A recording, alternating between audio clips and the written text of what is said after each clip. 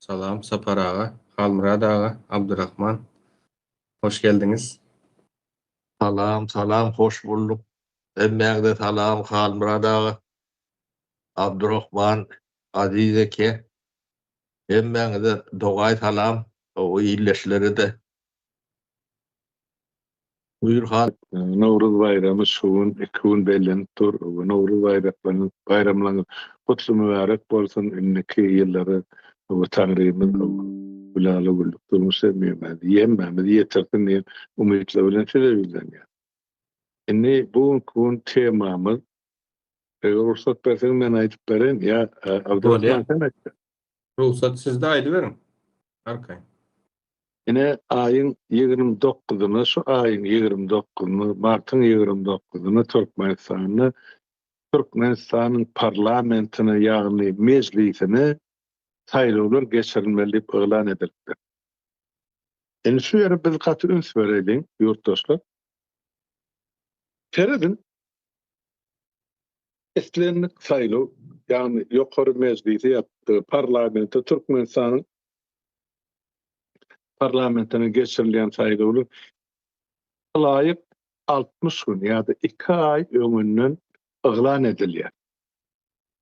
Şondan soňra kandidatlar ýa şol meclise agza boljak adamlar öz terjemehali bilen, öz programmasy bilen Türkmenistanyň medpugatyna, ýani telewizionyna, radiosyna, gazet jurnallaryna çykyş edýär. Egerde men deputat saýlansam, men şu plan işler berjay eder diýip öz boynuna borç alýar.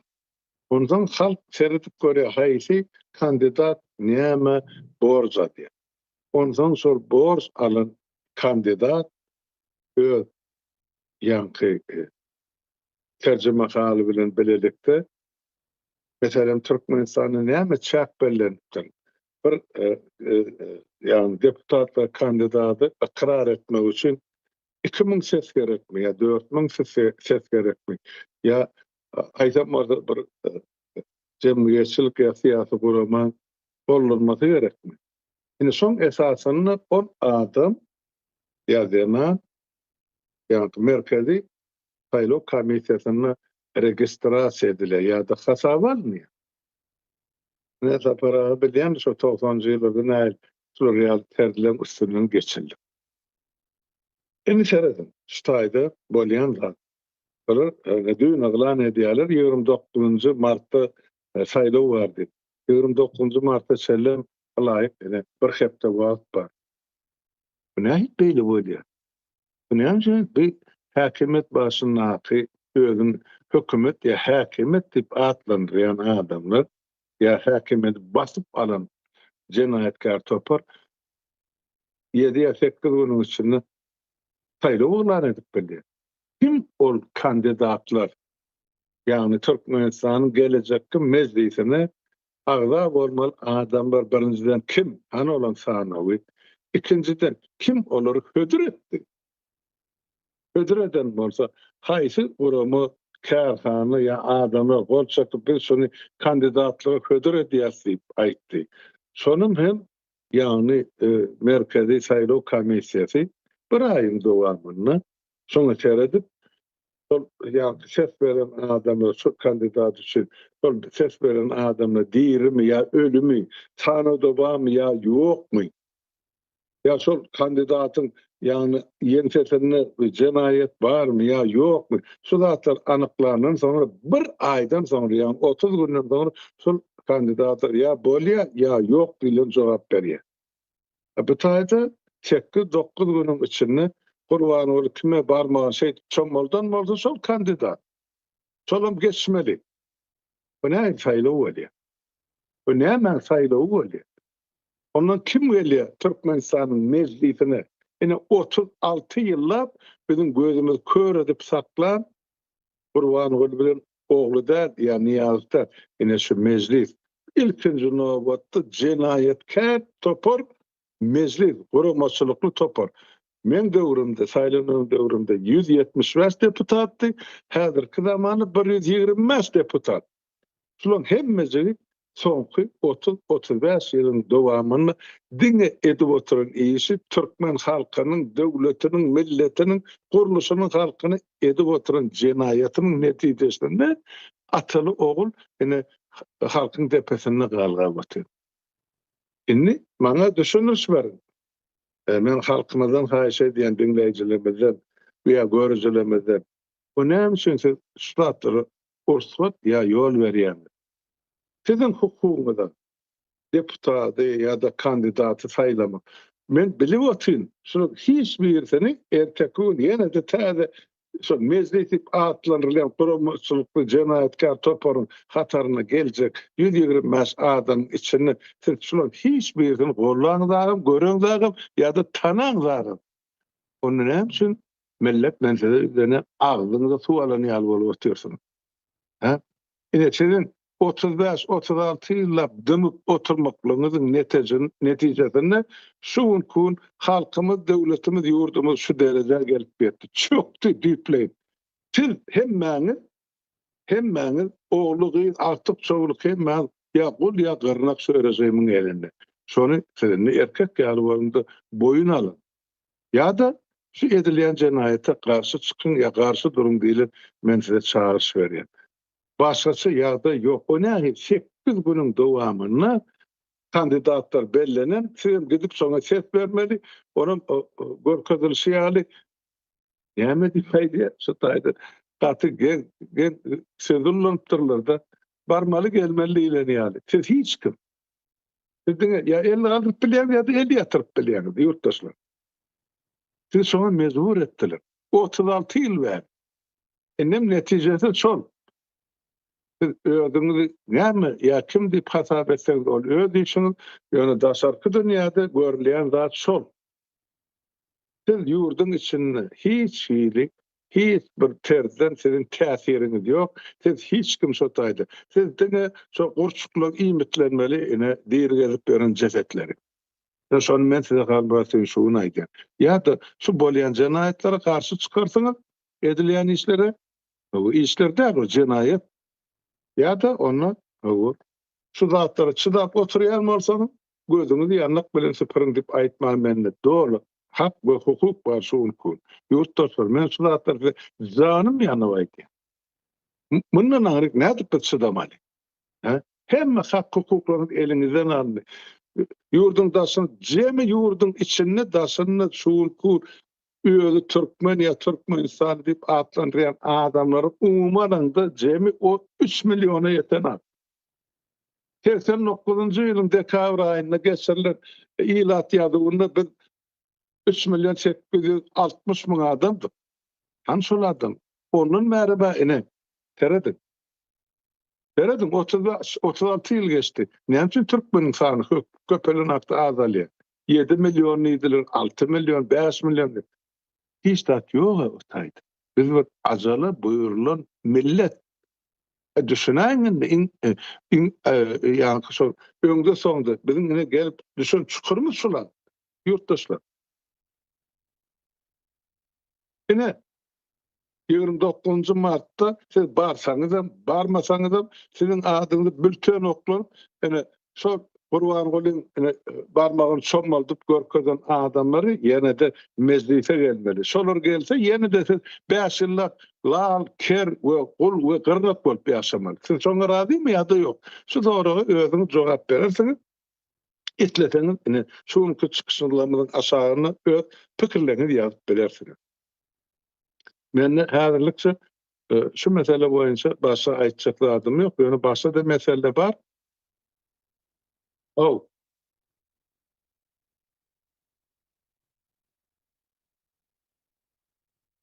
Hı?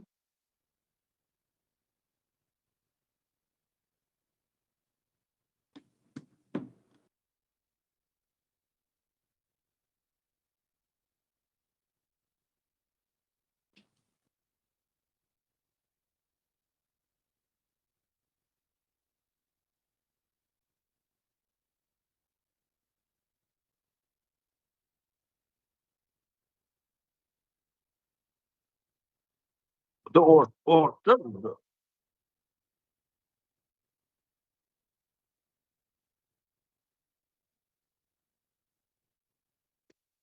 mikrofon açmandyryn. Ine şu habar bolýar, ine halkara jemgyýetçiligiň ünsüne paýlaşyldy diýselerem ingliz dilinde ýok bu habar, türkmen dilinde ýok bu habar. Diňe şu zat üçin özüniň sfera wliýany diýer, şonu wagtlaýynça bir oýnap durmak üçin paýlaşylan habar bu. Ýöne aýdyşyňyz ýaly şu zat barada hiç ýerde habar berilmedi. Näme üçin bu türkmen dilinde hiç ýerinde habar berilmeýär? Näde bu saýlaw geçirip bilýärler? Sağ ol, sorum şun Abdurrahman. Yani hali başta da bellek kestimde kanun boyunca edilmeli iş ya tertip şular yani.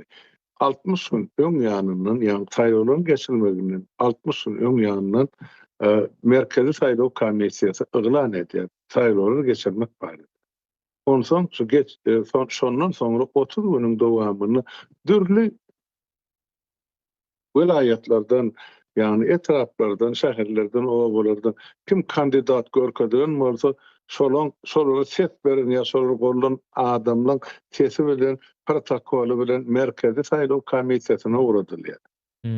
Alaýyk saýlaw gününe yani 29 martda geçirilmeli bolsa, ine 29 fevrala ýok, ine 28 fevrala şolar ıglan etmelidirler.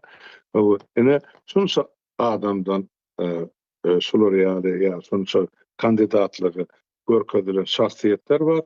Şularyň içinde 500 adam bolsa 400-sini biz ikrar etdik. 125 orna. Ene şularyň ady we familiýasy. Kime isleseň şoňa ses berin diýen ýa. Edilim şol iş ýok.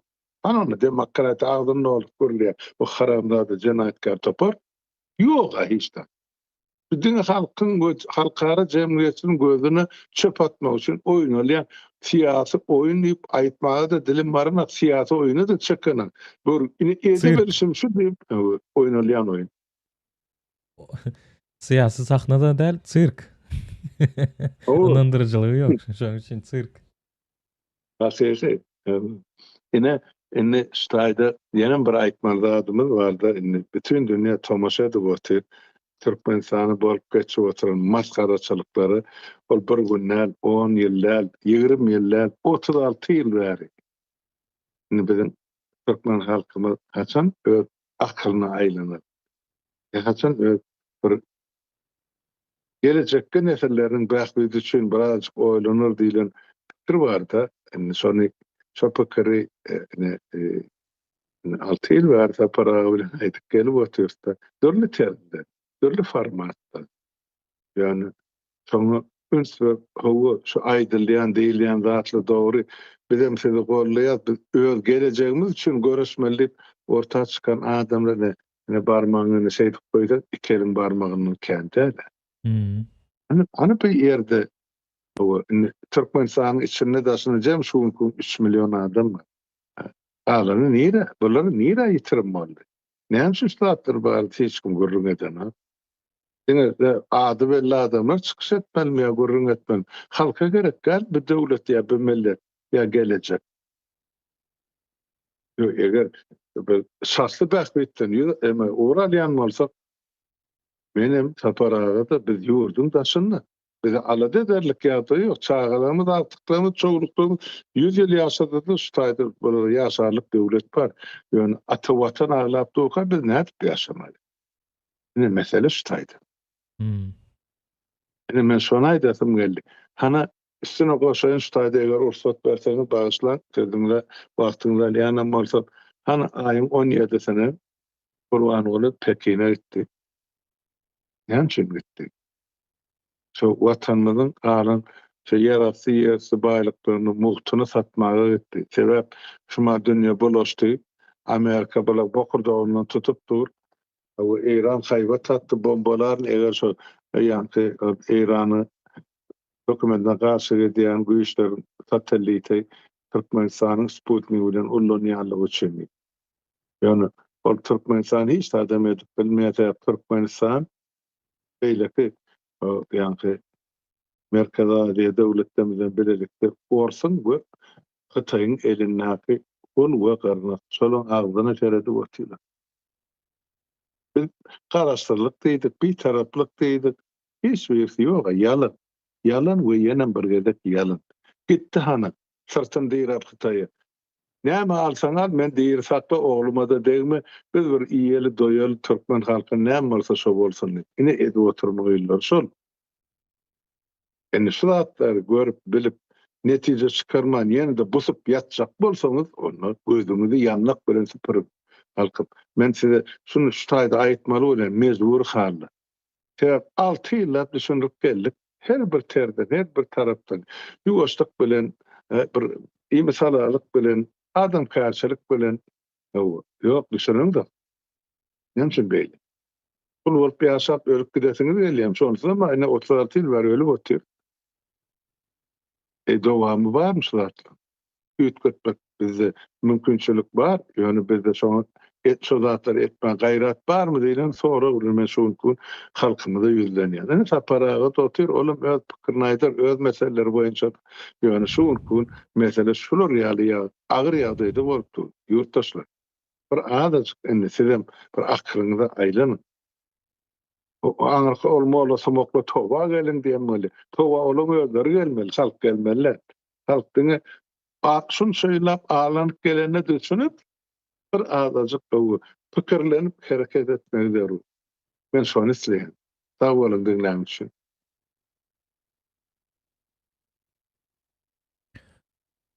Ova, Sapar ağa sözü doğrudan size geçip bilen bu tema hakkında. Ova, başında geçirmen kanemen amaydayın. Sapar ağa, Halmurad ağanın nemesini dinledik. Ondan son Türkiye milletlerin sözlüğü onu son geler. Bu bizim iki bölük gepleşimizin bağlılığına ayrık geçecektim. Söz sizde aydilerim. Saylog meselesi o çorsu o sebebi gaty önemli olan son şeylere. Ova. Diýene yani aýdylýan, demedilýän, edilýän zatlaň gülkünçdügi buň belli bolan zat däl. Yani bolýan zatlaň bir umumy ady bar da. Yani terminologiýa nemerinde. O türkmen dilinde o terminler ulanılanok. O yani pravoy nihilizm diýil ýa-da. Hukuk nadanlığı dip tercüme edecek mi? Ya da körlüğü dip tercüme edecek mi? Onu özünüz neme dersiniz? Yani bolýan zatlaň hem beceti hukukun iyisinin bu nel 30 ýyldan beri ýokdugyny, bu bolmajakdygyny türkmen halkyna şulan her ädimi görkezip tutar. Her ädimi. Bular cehaletin hem bilmedim, bunun bir derecesi bolmaly, ýöne hemme jerne jahillik geçip gidiberýär bolýar. Bular bir şu cehaletin bir gemiriji taýpatyndan bolmalylar. Halburat. Onu düşünüp bereyim size. Yani ben Türkmen çağırmam. O gittiğince de yervetleşen ya Allah Halmurad ağam. O kıyınçılık çeken düşündürmedi. Ama Türkmenistan bayi neme zat dip o ertekleri yani barikadan iki tarafından o din mandeme diýendirler. Vay oğlu vay bu gitti bu neme dip oluyor. Düýp meselen goloyunu barýan nädirler. Onu düýp mesele barmaz onlar bilen hem becerinden iki tarafından şüphetmeli bolýar da. Haýsyndan gowudygyny. O bir gemrici görünüp durur. Gemrit dukan görýär da. O eýleki baran onu gemrijek mi, gemirmejek mi ya has kän gemirjek mi o da belli däl. O ýöne Türkmenistan problemasy cehalet. O yeni de bir taparaydayın, soğutsuzluk, o bizim hükümet diýilen edaramız, yani 94-nji 95-nji ýyllardan mesemele görünüp duran, yani intellektual dereceleri, o şeyli bir petse, şulary ýöne yani depterçiň edip taklar ýalama adamlar der, özlerim zampret bolan, minister bolan, o prezident bolanım var arasında. O şulon hiçili Sowat diýilen zatdan, hukuk diýilen zatdan düýünden bilgisi ýok. Onu ben diňe hökümete diýem o. Hökümete garşy bolup görünleri aýtýan. Ben size bir kısanak sifir getirip vereyim. Soğutname hükmünde. Türkmenistan'ın ehli ekspertin 92% neft bilen gaz, 70% devlet, 20% tersine 70% gaz, kati 72 oluyor. 21% neft. O çok arada ne bu 92% oluyor da eksik boşta. Koşup bilen olsanız. Şu arada 35 yıllık gururluk edilen neldir? Büyük meseleler var arada. Şu adın salgıdının yoktuğunu biz aydan sonra intelektüel dereceleri yetmedi. İki tarafından var. Bir tarafı nemede bu. Bizim bedbahtçılığımız bizim cehaletimizdedir. Bu adamlar, siz adını tutuyanızda, bunlar gemrici. Şu tak, bir yol bilen bardılar. Ondan gemriyeler, o gemirmesen, bir yönü şeyle oğurluk olsa, o şulon yitiriyen da 1 trilyonun ken, onu hatavını, ciyikmeci edip verdik de. Şu hatavın doğru, yanlış, bu ken, ya eyle, ya beyle, ya da vahiy diyelim adam eşten dersiniz. Ne bir kaydan beri. İyi şey Arap demet görse. Ses çıkan adam yok. Yeri yok. O şimdi gururun edilse kalan yani 92'den yani 100'den 92'ine ayıran ol 8% var. O sizin ehli durmuşunuz, gururunuz, yaşayışınız şu 8%'den bağlı. O düşünün. Çok içinde patı da oturuyor. Çok içinde eylek sevdağınızın, transportunuzun, kuruluşunuzun, yine de başka hemen emeğiniz var orada. Şu 8%'nin içinde. 35 yıldan beri şu 8%'nin içinde. Uğurlaptırlar, uğurlamandırlar, adı uğurlaptır, kendi uğurlaptır, yanlış ediptir, doğru ediptir. Diyelim gururunlar olandır. Yani beylek 92% vardır. Şuna ben tek salınmadı. Deyilip gururun edilen yeri yoktur. Onun edilmeli, şu mecliste edilmeli. Selam. O karar çok kabul etmeli. Onlar salgıt sözünün neyemediğini bilyani ortaya çıkartıp guruladık görün. Ben hiç bilmediğim, Dedi Muhammed'in öğünü çıkartıp guruladık görün. Salgıt diyen zat neyeme, devlet neyemen esasında yürüye. O diyen bir terminler vardır. Ne şunu bilmeyen, şu sözün, şu nemen manasını bilmeyen giden devlet aparatı batıyor. O saylağı enteğen bir hep de ondan nemet bir halmrat, bir sağa da ondan nemet bine gol çıktık şeyle de bir de met bilirler bunlar. O gen böyle oturmalılar. Bunlar cehaletin bilmedim, ben adını tapamakta. Ödem gemirci değildi. Ödem ziyanlı.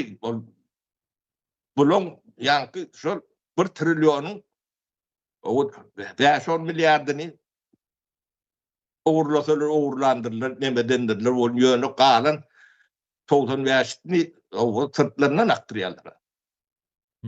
O niyemediğinden bilen yok.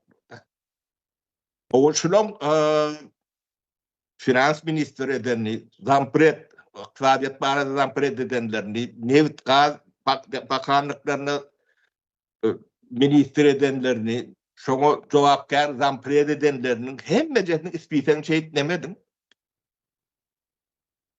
Cahilin angırbaşı.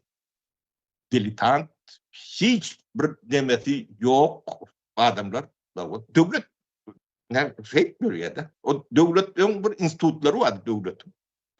Elbet koyu deme bir yana yönü yani saadetin beğenmediğini düşünüyor. O talgadın näme düşünýän, o döwlet institutlarynyň borçlarynyň näme düşünýän, o bir topar kadr potensialy bar. Bular şolary, bu ogry, bu agy ýyşyk, bu erni ýyşyk, bu näme diýip öýde bunu edýänlerim öňkü propaganda ýani institutlarynyň adamlary. O bu erwet, bu ogry, bu näme diýip ýarlyk deme diýerler. O indi ýa saýlaw näme bilýän adamam barmydy kandy. O bir hepde onu näme bilýän bolsa bu saýlaw diýilen zat näme?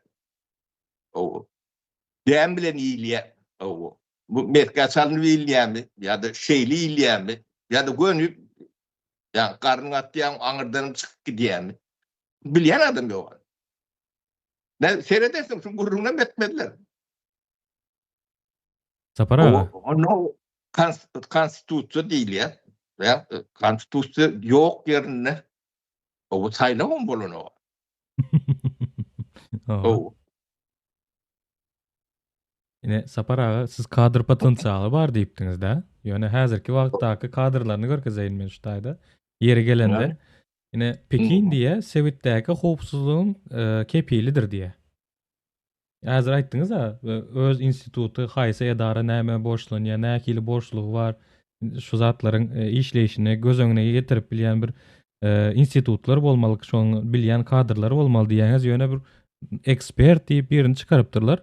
Pekin Sowetdäki howpsuzlygyň kepilidir diýe. Ýöne şu taýdaky şu ekspert aýdyp bilen ýok-da Türkmenistan näme üçin özüniň gordunyş sistemasyny nemetmendir, östirmendir diýip bilen ýok. Şu taýdaky salgyt sistemasyny näme üçin şu taýda özüniň östürer ýaly peýdasyna ulanan ýok diýip bilen ýok. Diňe aýda ine Pekin şu taýdaky Sowetdäki howpsuzlygyň garantydyr diýe, kepilidir diýe. Häzirki potensial şular Sapar ağa. Onu näme aýdýa diýmem soru. O men aýdyp bereň. Mene düşünýän ýöne soraýyn ýerde. Näme üçin beýle zatlara, narrativleri öğretýärler? O mutlaka berýär, bizi gorutun. O ýeni anarak şeýle bolmady. Hakyky, başga da bar açıklamasy ýok. O bu deme Türkmeniň problematy de Berdi Muhammedowdyr, Niýazowdyr, de beýlekidir, cehaletdir. Ýene de bir taparga talap aýdaýyn. Cehaletin aşağından sizin bu demeleriniz bilen çıkarýalak değerler. Bunlara yankı bir hep de öňünden deme diýär de. Ýa gaýtşymýarlyk bir taýda öňünden ýazyp mene şularym deputat şunam kabul etin diýip o netden ulanjaklaryny şek şüpheňiz bolmady. Bu netde ýetir ederler. O ýöne biz bu cehaletin ýa bu intellektual demeden o büyüğünün intellektleri yok. Yankı şu Nevit Kağı'nın salgıdı var arada aydılan tuğmalar var da. Çoğu düşünmeyen adamın o yankı bilmedim kelletinde hiç tat yok olmalı. O bir devlet bine salgıdın üstüyle tölünüyendir. O salgıdan yankı nemetmeden koymasam o demeyen muhtak gider. Şu at şeyle oldu. İnni näme boldy? Buna şeyle ýagdaýa getirdiler de. Şu at. Indi şunu düzeltjek bolsam, elinde bir pulun ýok. Sen berýin bar.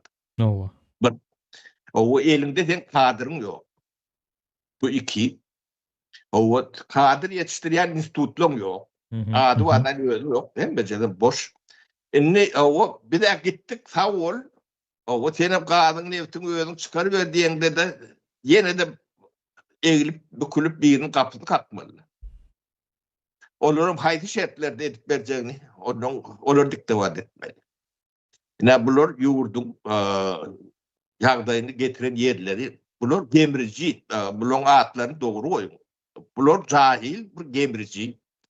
O şular hem sağa değil milyarlar puldur. O günne Türkmenistan'ın demesine hazinesinden geçmeli pulun 100 milyondan kâr pul var. Onu biz köpüğünü sen hesaplap verdik de. Günne. On hem de Türkmenistan'ın payı yani nemesi bolman bilir. O Yöne ilk bilak hadina giriyor. Son çıkıp gidiyor da. Şu hadina girenle şu 2 gün. 1,5 gün. Şu hadinada 100 milyar değilenenle sen pulun konvertirum oluyor. Şoňa da akılları yeten ok demeler. Bu cahiller. Bular dine şu Cambridge'i neme gözü kör Cambridge'ler olyandır. Tokoyda olyandır. O ululu ağaçlar demesin o iýen bir tercihdir bolýar. Lokan ağaçyk ya da. Bular şol buna bawarapdan bolşuny men gaty demetdim de. O Sen daýylan da tapara. o daýlara göwnümizde ýeten okdy bolun bir poku bar eken bunu. Beýle de jahillik bolur. Bu nadanlyk niden gelýär? Bu nadanlar näde üýşürip bolýar bir ýere? O üniversitet diýenlere bunu peçat edip otur. O zawut diýerler, jahil çykaryan zawut. Ödüm sen şu an hukuk barada görüp ettin Halmurat. Juridik fakültetin o en gymmat fakültetini bilýär misin? O $80,000 bakadı. O bakadı şo bolsa onun konstitusiýa ýa-da näme saýlawyň näçe ununy geçirmeliligini şo bilmeli diýir, aýtmaly bu. O edýär näme? Onu bilmeýän näle? Ha? Kanunu ýazyly. Yo, şona mı okuyanlardır? Yok. Ödüm en gymmat deme fakültet. O ikinci gymmadam nemedir? O medinstituttur. Artık karam öldür yazır. O bu neme bu nadanlık döwrünün bir bolşun nemesi var bu adamlar o kıyınam bolsa deme de bolsa bir ýagdaýymyz bilen yüzleşmeli. Bunu kaçacak bitecek yerimiz yok. Bu cehaletiň içinden başka da çıkarga da yok. Bunu çıkarma da ki yani men sizin cahilliğinizi yani sizin diýenden ben köpçülüğü önemli diýen. O bilyet o näde çıkmalarından bilyet bolup bir adam sizi o näde demek. O giden kuruluş gerek bu zatlar üçin o adam bir ünne etsen o. O ýöne ýazyp kodma üçin 10 ýyl okudýan. Her ýyl müňläp çykarýarlar. O. Bir Türkmenin ýagdaýy gaty aýlygan. Bu nadanlygyň miweti bu Türkmeni ýa bitirer diýdi. O başga boljak da mene gözüme getirip bilem o. Bu taý şeýle Halmurat bulary ýanky hem bejetin bir tawuda salyp agdyny yeşik ýa kapak bilen ýapyp süýläp o da taşlaýmatam. Başka ediljek zat ýok, düdet bolmuyor. Tabigatam ýöne ýere ol o taýda ýanky jehennemiň oduny ýakyp goýan däl bolma çemeli. Hemme zat öňünden taýýarlanmalar.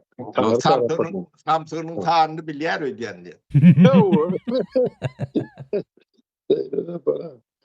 Ya balık geçen rahatla katı kıyım aslı kamgıyım da bara şimdi biz ikimiz başka devrin adamsa damandan 40 yıl 50 yıl oluyor edip verilen siyasettanın havarlı şun çukurmuzdan biliyat sebebinin biliyat görüyat yani şuna halkımız ya düşünenek ya düşünmek isteyenek ya ömür son bilen yeryüzünün kartadan yitip gitmek isteyek.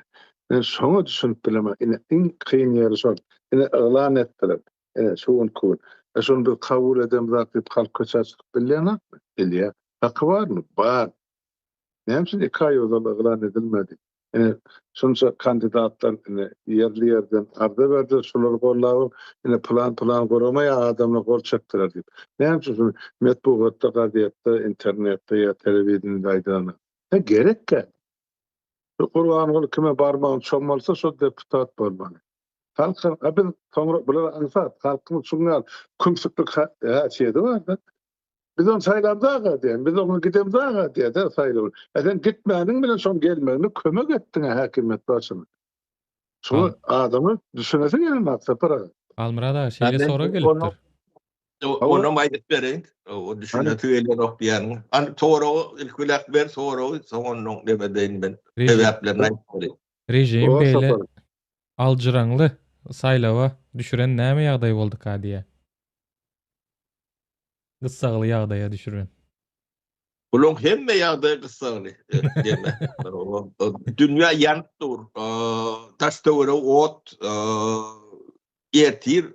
Bunun tap boljak gel, ertirden boljak belli däl. O köne düdünler, tertipler, halkara demetinde de dünkü kadalar, kanunlar ertir işlemen biler. O yine de şu İran demeti o da o çekti. O dünya yakal Türkmenistan dünya inguli ömrünün inguli iqtisadi krizde girip biler. O şonu aytıp bilecek. O nevit gaz o dinge o nevit gaz derler. O dermandan başlap plastiğine çenli on zıncır on hem bejen sanar yalağında dökününden o başka atlarına çenli gidiyor da. O bu bir onun bu cehalet ne için deyip başlamalı. Yine ben İran üçünüm, Amerikan üçünüm, İsrail üçünüm, onun siyasi yol başçılarını halkından ayırayan, halk bir başka bir da, o siyasi yol başçılar başka bir da, o ilmide ama bunun akıllı olmalı, yani neme olmalı, hükmana değerleken, o pedofil olmam, dünyanı idare edip oluyorken, sayılan olmalı ya, halbuki Trump sayılan kendine de. Demokratiski. Yol ülen öden o kaydel 2 yıl yolundan aydılık gelinen o kanun oyunca gelen böyle mesele Trump'ta da değil. Yani biz onu Trump'ta mı kandık düşünüyoruz da. Ul devletler ilmide ama geleceğini 50 yıl, 70 yıl, 100 yıl yolundan planlaştırıyorlar. Bu uruş Moğolların ervet bolan üçün ya şolar atımlı bomba yatacak bolan üçün ya da şolar terörist bolan üçün derler. Onun tüdiyeni de 50 yıldan bilersiniz. Milyon şu at aydayın. Tabii 50 yıl ben yaşamayacağım bilemem da. Şu at aydık koyun. Ne? Amerika harp ediyen o yangıcı demesi o dünya nemesinin resursunun 25%'ini harp ediyor. Urlun yani. Öz resursları rezerv demesi o 2,5%. O şu resursların ağrımlı bölüğü Irak'ta, İran'da, o Araplarda, şu bölgede de onun demedi. Venezuela'da. O Trump yani bulur takna. O Cambridge takna. O Trump ne diye halmıra Arap devletlerine 4-5 trilyon verin orası erti uturur ya. Oradan yine ursu başlıyor hemen bulanıyor. Trump arada nasıl tahtlar kurulursa yeterli malumatlar. Dost bizim dost. O işini biliyor. Hakiki. O yankı uruşlar katı yönünden demediliyor. Biz bunu görüp bilemiz o. Bu da bizim cehaletimiz. Bunu görmek için neymet başlamalıyımızı şu arada gurrun edecek. Moğollar var, Moğollar. Ayetullah Hamneni, şeyler başta 89. yılda tezirediler. 79. Khomeini. 79'da değil mi? Khomeini. Plan ağaçları biraz... Yok, başın nakısı. Başın nakısı. Khomeini. Şu başın nakısı yürütü projektini biliyorsunuz mu? Yani Amerika soğuk yemet göründürler. Şunu padşahın elinden yani alıp halat edenin CIA'dır. O ülkeler Türkiye'de yerleştiriyor. Türkiye'de bir küçük yıl boluyor. O arada yani bir Türk yani istihbarat devletinden bilgi paylaştı da jurnalist. O çok gururum veriyor. Hem ben emesin detaylarını sendim. O 79 olsa bu adam 26 neçil oluyor? Hataplap bilen var Murat. 47 yıl. 47 yıl. O bularım 50 yıl 60 yıl yönünden planlayan olsa haminem edil şolun planı. Bolmasa şu tayda bir dünyavu bir adam olan olsa yani sistemi olan olsa Amerika'ya başka bir yeri üstüne hücum eder mi? Norveç'in üstüne hücum eder yoktur. Ha? Onu şu taki ertiyorlar. O ödünden düşman yatıyorlar. Hakikaten yüreğinden düşman. Yönü yadalarından cahil haber yok. Görgülü. O bunlara da şu bahane gerek. Urs demetmek için. Saddam'ın jurnalı. Kaddafi'de jurnalı. Ne tiran demet ki. David Kal var yerinde demedir. Ben şular Bangladeş'in hem çoğun okları. Soğurak görüm. Ha? Bangladeş'te bir yurt vardır biliyor musun? O tebigatın goğu yeri şu Bangladeş. O hem çocuklar bomba atıp görünüyor İsrail. Ha? Soğurak görüm. O ne şu da atları bilmemiz için o bu da atlar köklerine, büyüklerine, aşağına inmesek bu Müslüman milletlerin üstünden bu bombalar tekrar savunma çözümek diye. Bu urslarım sonralar. Bu düğüne yani düşünüyor nokta. Yani Türkiye'nin şey başladılar. Yani Erdoğan ne için geldi? Yani İran'dan sonra Erdoğan Türkiye'nin üstüne çözüyorlar. Ne görüyorsun? Evet, yolun ortasında oturuyor. Bunu kim getirdi Erdoğan? Erdoğan'ın PIA'ya getirdi. O hepsi utanmalar var. Yani adamlar görmedik kolon oluyordu. Beylete seyrediyorlar da yani iki hepte bir hepte önünden demesini görmedik konuşuyorlar adamlar yani değil mi? Onlar başka da at bilen uymuyorlar. Yani menabulları 8% diyenler o 92% var o arada 30 yılla hiç gururun edenlerdir. O edilen olduğunda aydın. Çok değerli topan turuyanı oldu. 8%'nin üstündedir. O uğurluğum yak berdi Muhammed falan uğurluğum şu 8%'nin içinde. O 92'si bilen hiç kimin işi yok. O bir devletin 92%'i o sen ikbalını çözeyen olsa sen onu net gururun edecek geldi. Yani sen onu düşünecek gel. Ya düşünmedik mi demek. O bu atlan hem de cenin büyük demediğinde ne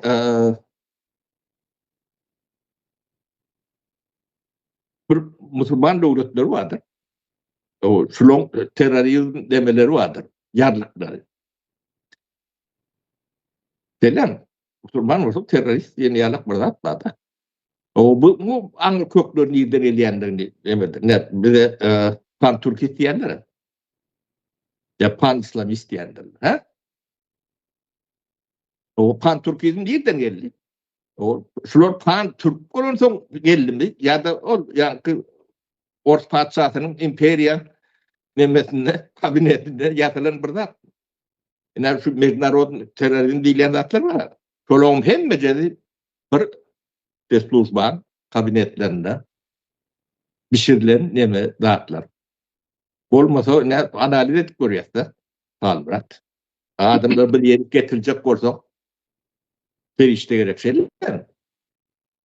O yığına etmeli, yani onu etmeli, bunu etmeli. Ken emret yok. Yani uğraş edecek bolondu gözümle getirip koy. O uğraşın bir ünü. Yaçı milyar. O sen karşına da 4-5 tane devlet görüşen olsa onu da sen döşünler o demet bilen olsa 4-5 yıllar dayanıp bilen olsa o demesi lojistikası bir yerden gelmeler. Pulu yarağı hem de o devlet neneme ne işi alyanlar. Ya da Al-Kaida'nın haytını alanda hep de canım mendeştir. O bu oyunlar şeyle oynanıyor. Hem de canım düğünlü yankı net bilen kağıt yanlış çetirdi. Bu entek in hada oy önümler ve o şonsuz dünyadaki iqtisadi deme. Kıynan tamam yürek bilen o. Şoň üçin biz özümüzü geliştirmeli. O beýle diýip demek görmeler geliştirme de ýa-ni sözden başlaýar. Söz bolmasa pikir ýok. O pikir bolmasa hereket ýok, önüm ýok da. İngilizlerin sözlüğünü alak geçtiğinde o 1 milyondan uğrak söz var. İşte sözlüğün için. Siz seyredip görün, şu türkü dünyası vardır. O şu sözlüğünü etseniz, o şu Oxford'un sözlüğünden ullokan sözlük oluyordu. Şu sözlüğü edip bilseniz, o türkü devletler uyuşup yani demedim. Yani 20-30 yıllar o özünü yoğuşluk günün gorap görür deme öğürler. Onun bu demedeki medeniyet deyinler biz bu sivilizasyon ilk geçiyede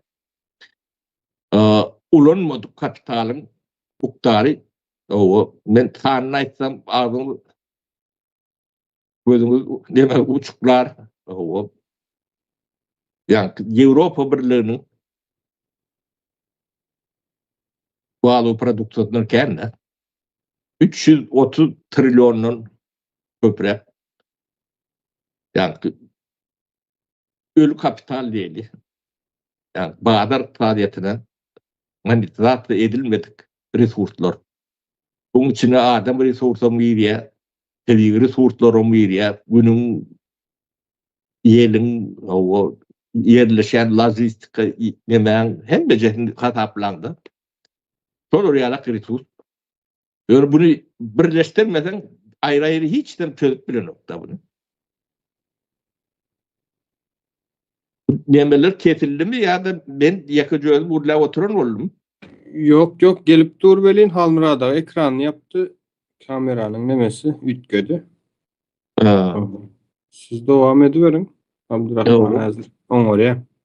Ben demem. Bir özüm görün ya yakı özlü. Yakı özlü.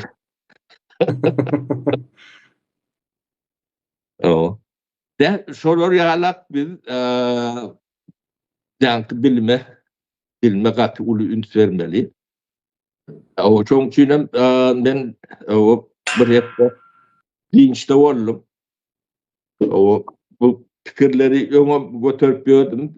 Türkü milletlerin sözlüğü var arada. O yani onu amala aşırıp bilecek deme yoktu da. Mekanizm, kural, mümkünçülük yoktu. O IAEA'ler vardır. Yani neyresetler, nemeler. Ayretin olan büyücü yeten o. Olan bir 10 kızını onun yaşına çendi. Ulan bolu oluyor. Onun ulanında 10 birleştiren onun üstünden bir zat olmalı. Onun üstün bir zat diyendir. Bolsa bir hepte olandır da şu çıktı da. O Nevada nemeti o. Nvidia. Ya o Nvidia Nevada diyen Nvidia Nematron. 3 süper. Süper diye. O bu eyleki yayları onki üniversitelerini asistente de ulunduyordu. O şoňa programmalarını, zatlaryny yazdık. O şonu durmuşa geçecek bolýarsa, o bu gaty ullokan iş. O bizim ullokan diýbämizden hem ullokan. O bunu şeýle ýagdaýda bir adamyň ýa-da bir institutyň, bir ýer näçe institutyň ömrüniň yetmegi mümkinlerle. Ýa-da bir saniýelerde 1 milyondan gowrak token diýilýärdi. Token şonu abrabot getip duran demeler. O da giýje ünlü işlerinde aylar gerekdi. Ya şol işe niyetimiz var. O şonu başlamakçı. O şu arada da bırak demede yazdık. Ali şonu dinletse. Onun Türkmen diline o İnsan düşünen oklar deyip Türk diline demedi ya. İnsanın dil var adı demedi ya. Halbuki sen o kitap dinlersin. Lämna Russçasını dinleyen, Türkçesinin biraz özleştirmeli sözler var. Japonca'da. Bunu düşünüp bolýar, hiç demesi yok. O tayin olsa demem bırak haiş denilen. Yok, Hazır. basasını. Oysa bu halkımı dinler. Benim için yok. Hazır.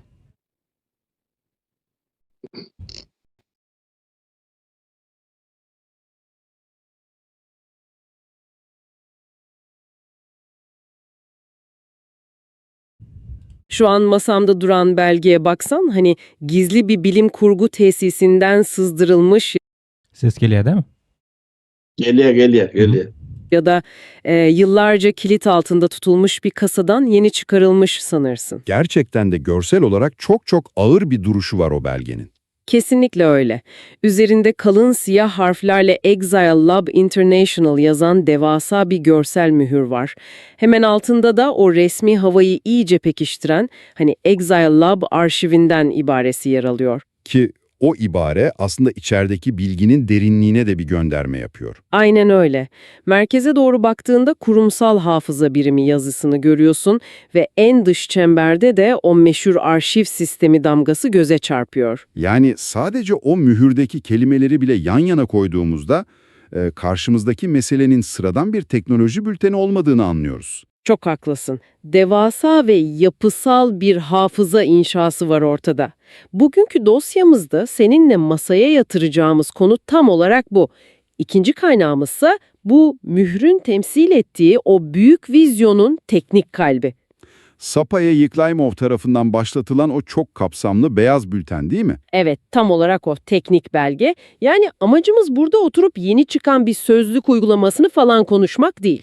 Yapay zeka ve çoklu ajan yani multi-agent mimarisi kullanılarak yaratılan bir sistemi inceleyeceğiz. Tüm Türk dillerini kapsayacak olan o yeni nesil dijital bilimsel altyapı. Aynen öyle. Kendi deyimleriyle Türk leksikografik sistemi. Bunu anlamaya çalışacağız. Başta söylediğin o kurumsal hafıza birimi vurgusu aslında projenin bütün felsefesini özetliyor bence. Çünkü bu belgeleri incelediğimizde amaçlanan şeyin kelimeleri alt alta sıralayıp basit bir çeviri motoru yapmak falan olmadığını çok net görüyoruz. Yani Google çeviri gibi bir şeyden bahsetmiyoruz burada. Kesinlikle hayır. Amaç Türk dillerini bütünüyle ve çok katı bir bilimsel disiplinle sistematize etmek.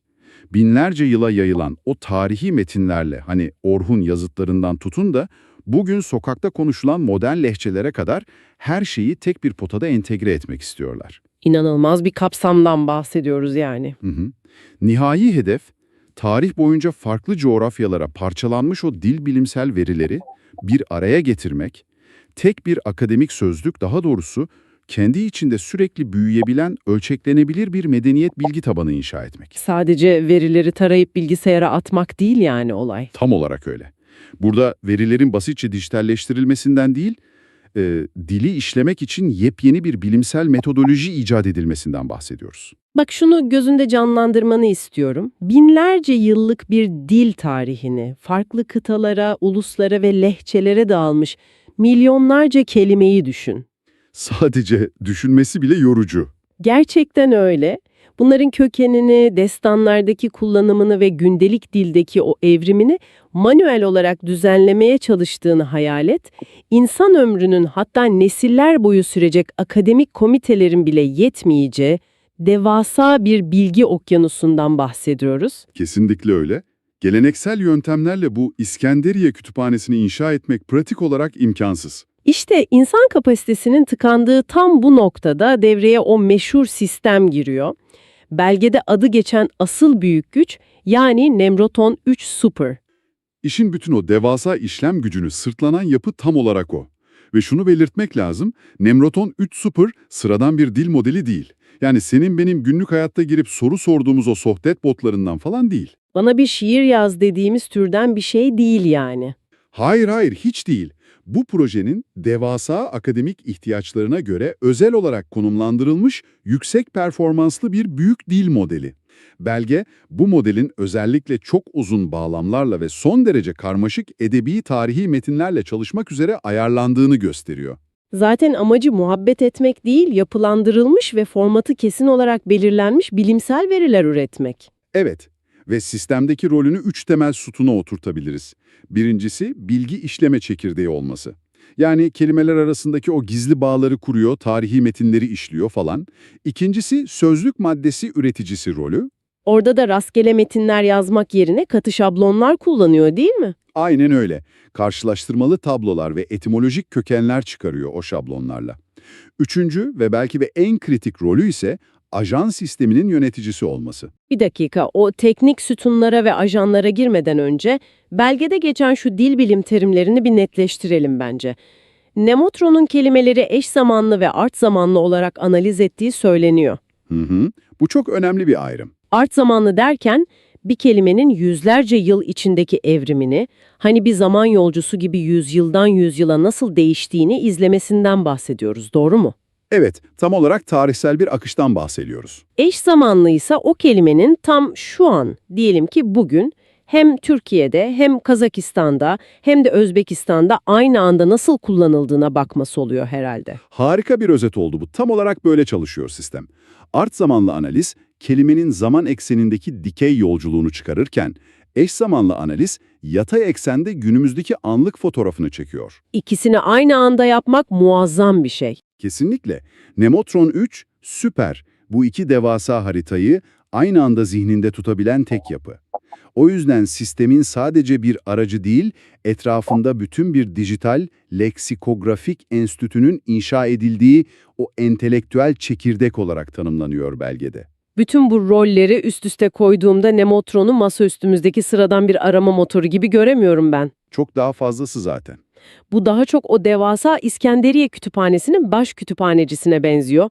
Ama öyle bir baş kütüphaneci ki sadece raflardaki milyonlarca kitabın yerini bilmekle kalmıyor. Bizzat okuyor onları. Aynen, bizzat o kitapları okuyor, aralarındaki binlerce yıllık tarihsel bağları şıp diye çözüyor ve en önemlisi kütüphanede çalışan diğer tüm uzmanları bizzat kendisi koordine ediyor. Bu baş kütüphaneci benzetmesi, sistemin o orkestrasyon yeteneğini anlamak için gerçekten kusursuz bir analoji.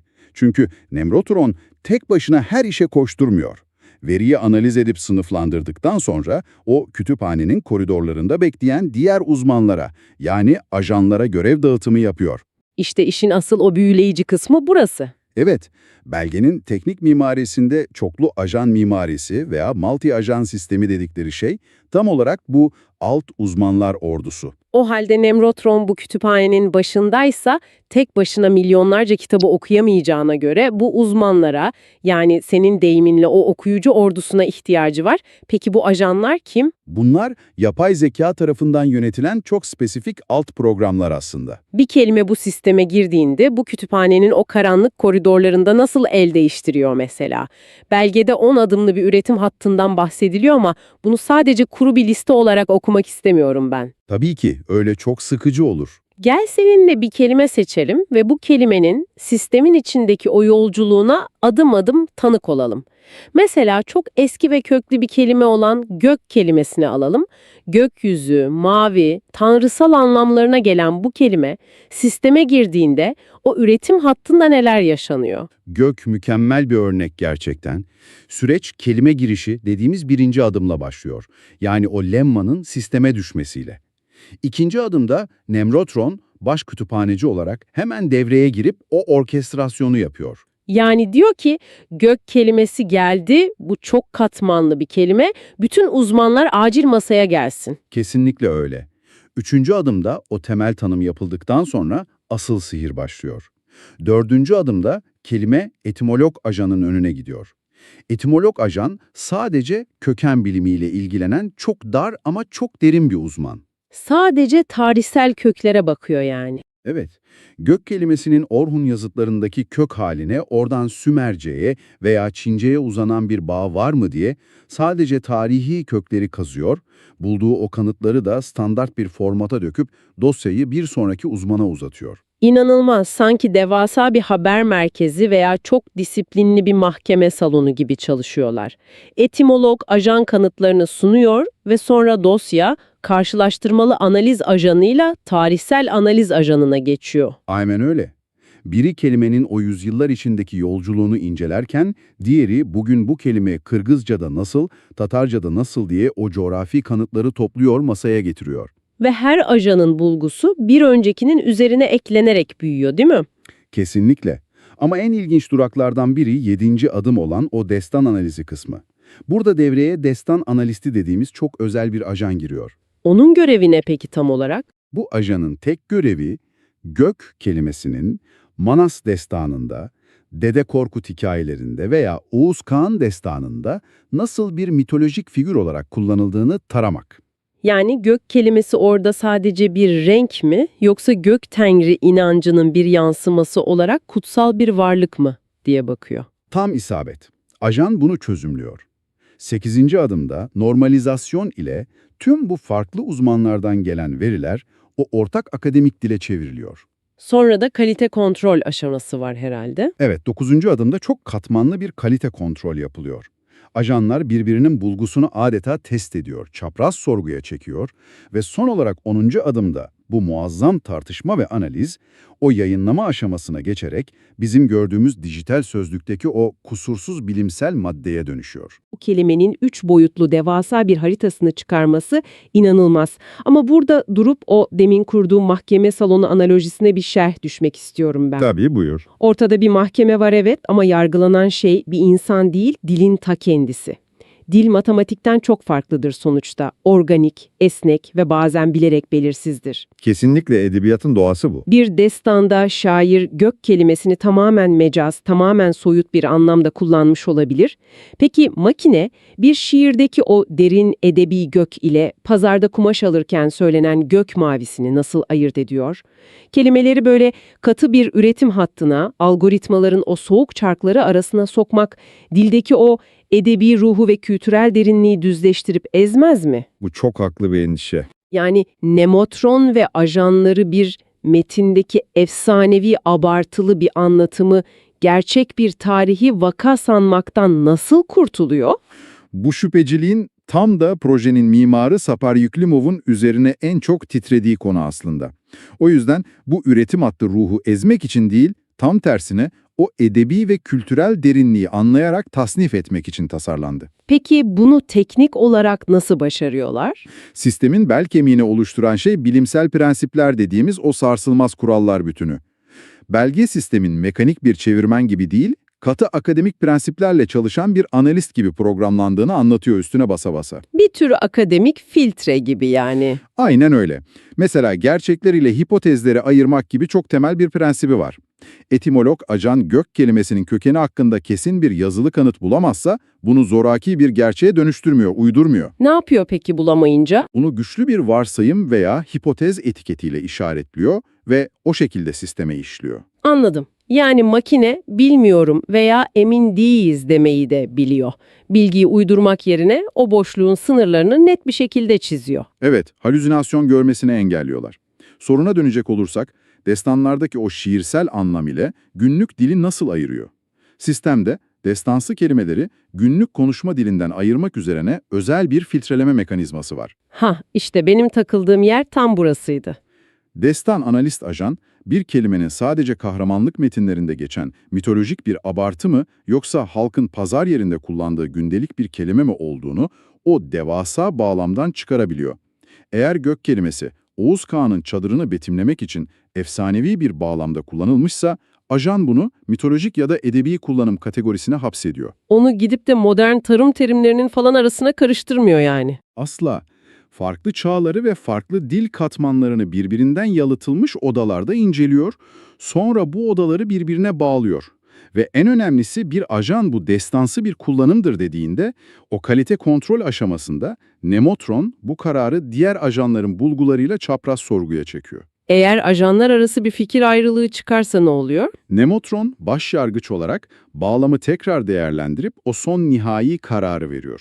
Bu mekanizma dildeki o edebi kaosu ezmek yerine onu bir senfoni orkestrası gibi yönetmeyi sağlıyor. Ya düşündükçe bu yapının sadece bir yazılım değil, bildiğin sanal bir üniversite olduğuna daha çok ikna oluyorum ben. Fakat aklın sınırlarını zorlayan bir diğer konu da şu, etimolog ajan eski yazıtları tararken destan analisti binlerce dizelik Manas destanını baştan sona okuyor, öte yandan Nemotron hepsini aynı anda dinleyip başyargıç olarak karar veriyor falan. Ve bütün bunlar saniyeler içinde gerçekleşiyor. Aynen öyle. Bütün bunlar olurken sadece saniyeler geçiyor.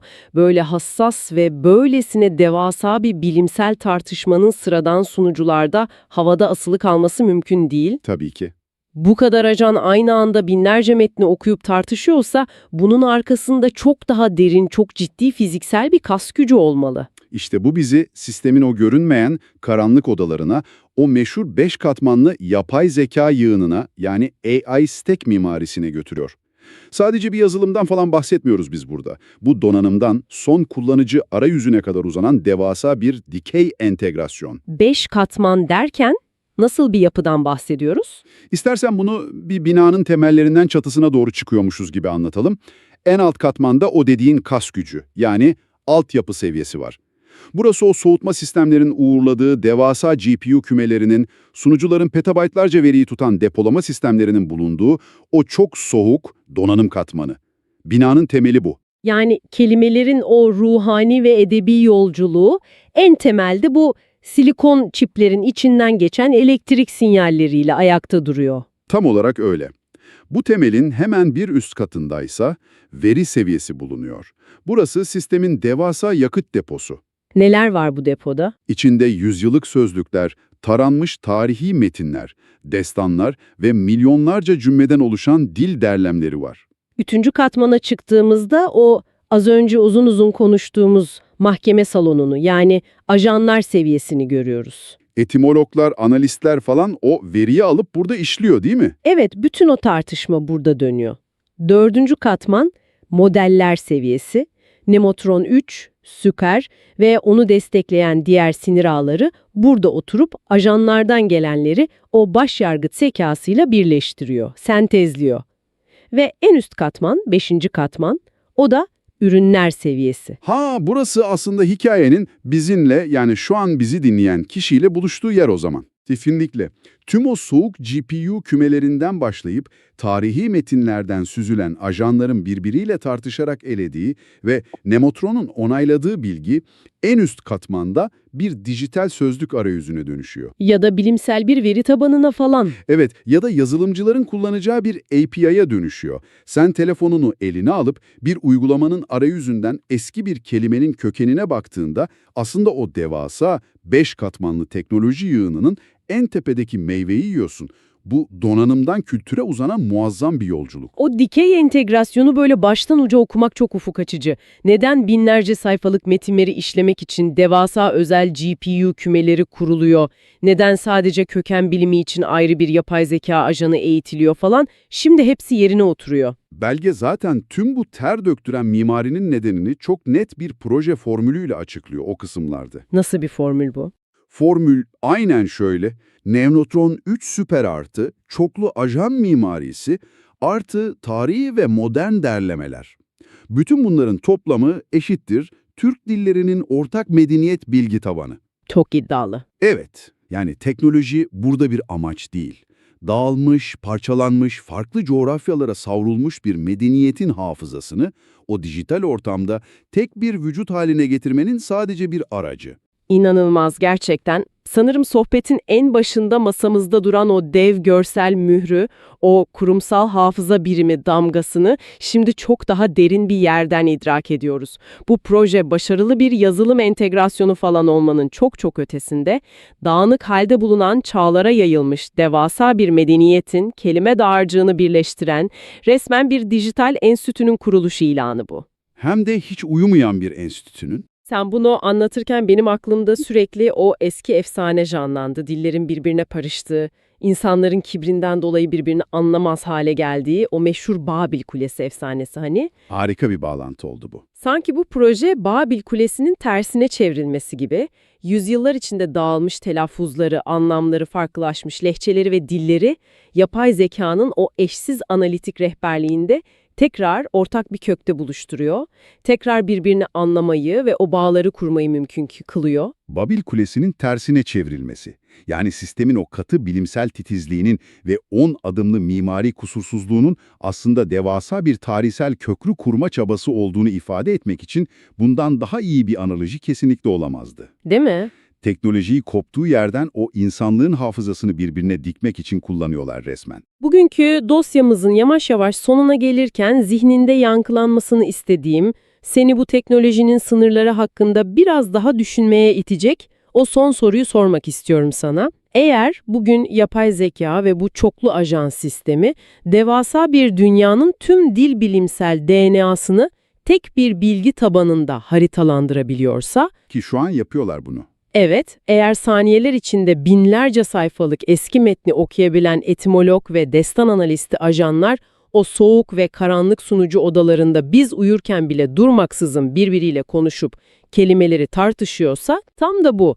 Acaba bu dijital enstitü insan akademisyenlerin bir ömre sığdıramadıkları için hani sırf okumaya bir karşılaştırmaya zamanları yetmediği için bugüne kadar asla fark edemedikleri hangi kayıp tarihsel bağları bulacak? Daha önce hiçbir dil bilimcinin aklına gelmeyen hangi unutulmuş kelime akrabalıklarını, o toplumlar arası gizli kültürel geçişleri gün yüzüne çıkaracak? İnsanın tüylerine diken diken eden bir ihtimal bu. Belki de en can alıcı soru şu, bir gün kendi geçmişimizi ve medeniyet köklerimizi öğrenmek için insan yazarların değil, bu yapay zeka ajanlarının binlerce yıllık veriyi birbirleriyle tartışarak baştan yazdığı yepyeni bir tarih kitabını okumak zorunda kalır mıyız? O kitap bizim bugün okulda doğru bildiğimiz tarihten acaba ne kadar farklı olurdu? Bu entelektüel yolculukta bugün bizimle olduğun bu karmaşık ama büyüleyici arşivin derinliklerine bizimle birlikte indiğin için teşekkür ederim. Her zamanki gibi okumaya, öğrenmeye ve o zor soruları sormaya devam et. Görüşmek üzere. Ya bizden teşekkür ederiz uları. O hanrada beni boş koyduğunuz neşulur yala işler bilen meşgul olup başlayan. Onun kelleğinde ağlar. Bilen. Ve şehir alsası kellede ağrır ya ne mi var o? Sunka diyordu da. Sunka. Böyle Bu gati ulu iş bilmedim. O bizim ömrümüz yeter yetmez bilemek yönü başlamak dememizde var. O bu yeke bu del dil volunton ondan kalan da adam geliyor. O resurslarını ağdak geçtim ben. Yani şu Avrupa Birliği'nin baylığı vardı. Sondan kendi oluyor. 331 trilyon yoruşuluk şeyle yankı neme hatabiler demedenleri. O atıl lokan neme. Sapara ilk bilene şu bölmeye dil bilen başladılar da. Ay senin dilin başka şeyken, senin dilin başka şeyken. Hava. Şimdi bu model bize ne diye teklif ediyor? Bütün dillerin etimologiýasyny demedip bir bilime dayanıp bir maglumat çykaryp berýär-de dinlemeni. Umum bir baza danyk ýygyp berýär. Şolaryň nirden alanlygyny esaslandyryp berýär. Bu nemede häzirki türkologlaryň eden bir oturan ýerinden uýduran zatlar däl-de. Yok. Angry te neme çenli gidip bilýär. Bir ýerde belgi geçen oldu. Sümerlere çenli gidip bilýär de. Aýdyp berýär. Şol demeli o bir saniyede milyon operatsiýa edýär. O şol ýalak maşin bolmasa bu ýeder ýalaklar derler. O adamyň ýani men ömrü demesi ýetmeýär. Indi şu ýazylan nimelerinden özüniň web saytynda ýazylanda Nvidia'nın paýlaşan maglumatlarynyň arasynda 1 milyon tokene çenli kontekst uzunlygyny goldaýar diýär-de. 1 milyon token kontekst diýmek o näçe bir nemeniň ensiklopediýasyny ýutmak diýmek-de. Näçe haýsy dil bolsa da ensiklopediýasyny ýutup bilýär. Indi iň soňunda aýdyk geçdi. Bir adamyň ömrüniň ýetmejek derejesinde tez işläp bilýär-de şular. Taniyede şu bir sekunduna yetem yok da bizim bir ömrümüzde edip bileceklerdi. Bu neme? Bu bir bölüğü neme? Başladık. Bu arada yeni de bir nemeniz olmalı. Yediyiz. Onu yönünden övercekti olun. Abdurrahman o sırasını karıştırdı diye. Yediyiz var mı ya? Var. İnternet üstü mü? Yok, var. Sen onu dinledik gör. O beni bu biraz adırak görledin. Ben yollan. O atı yağdı.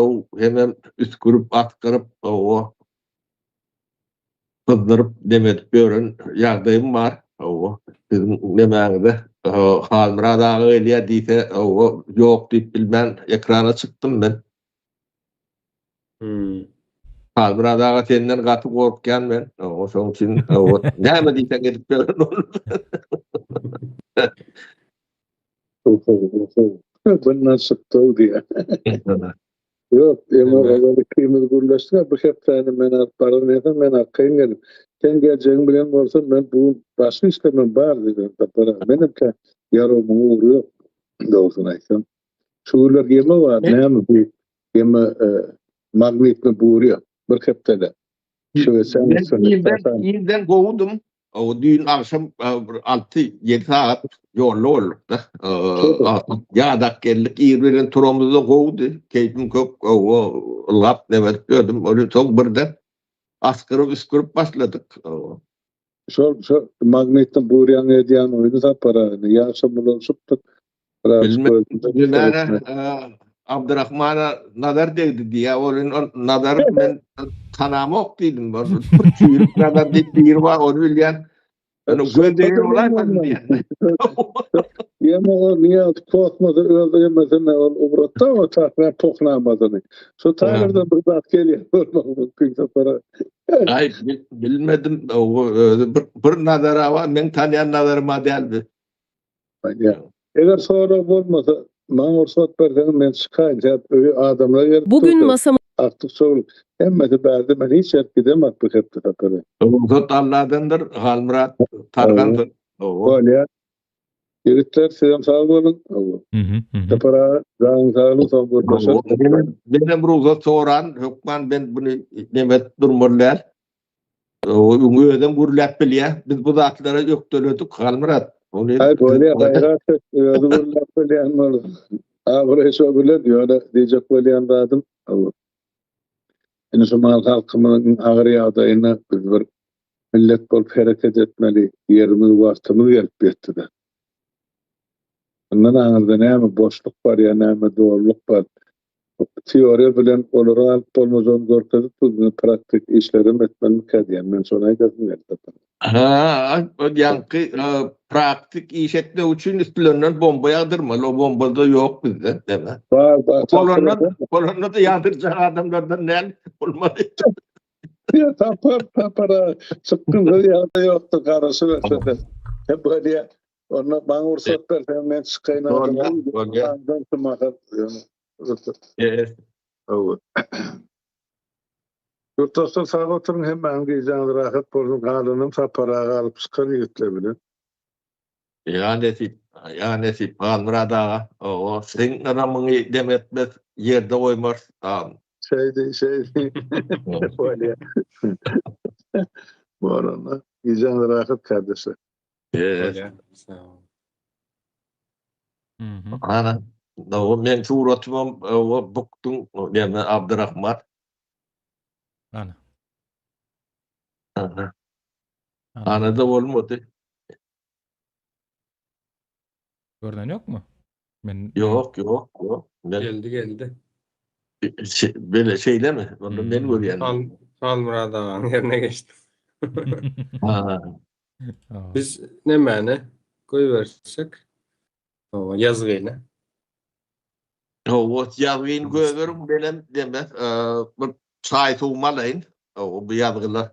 Ödürleyen yazgılar. Hani bir başlık benim o Halmıra Dağı'dan kaçmanı öğreneyim. böyle. Birden sonra aytsam oluyor bu. Medeniyet He. hazinasının kapısını açan sözlük diye. Hava. Şey olmalı. Tapara. 22 minutluk olanı. Bilmedim ben. Şu-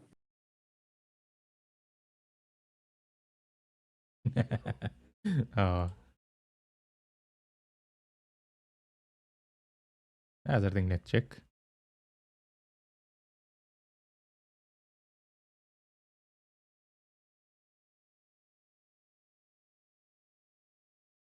Medeniyetin servetini, gücünü ve gizli potansiyelini kilidinden çıkarmayı hedefleyen çok acayip bir ana plan var.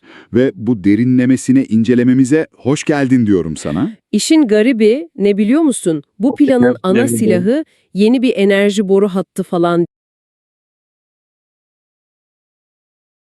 Hı hı. O ses kesildi. Aa. değil. Askeri bir ittifak veya ticaret anlaşması da değil. Aynen öyle. Sadece bir sözlük. Evet, yani yanlış duymadın. Bayağı bildiğin Böyle. Böyle. bildiğimiz sözlük.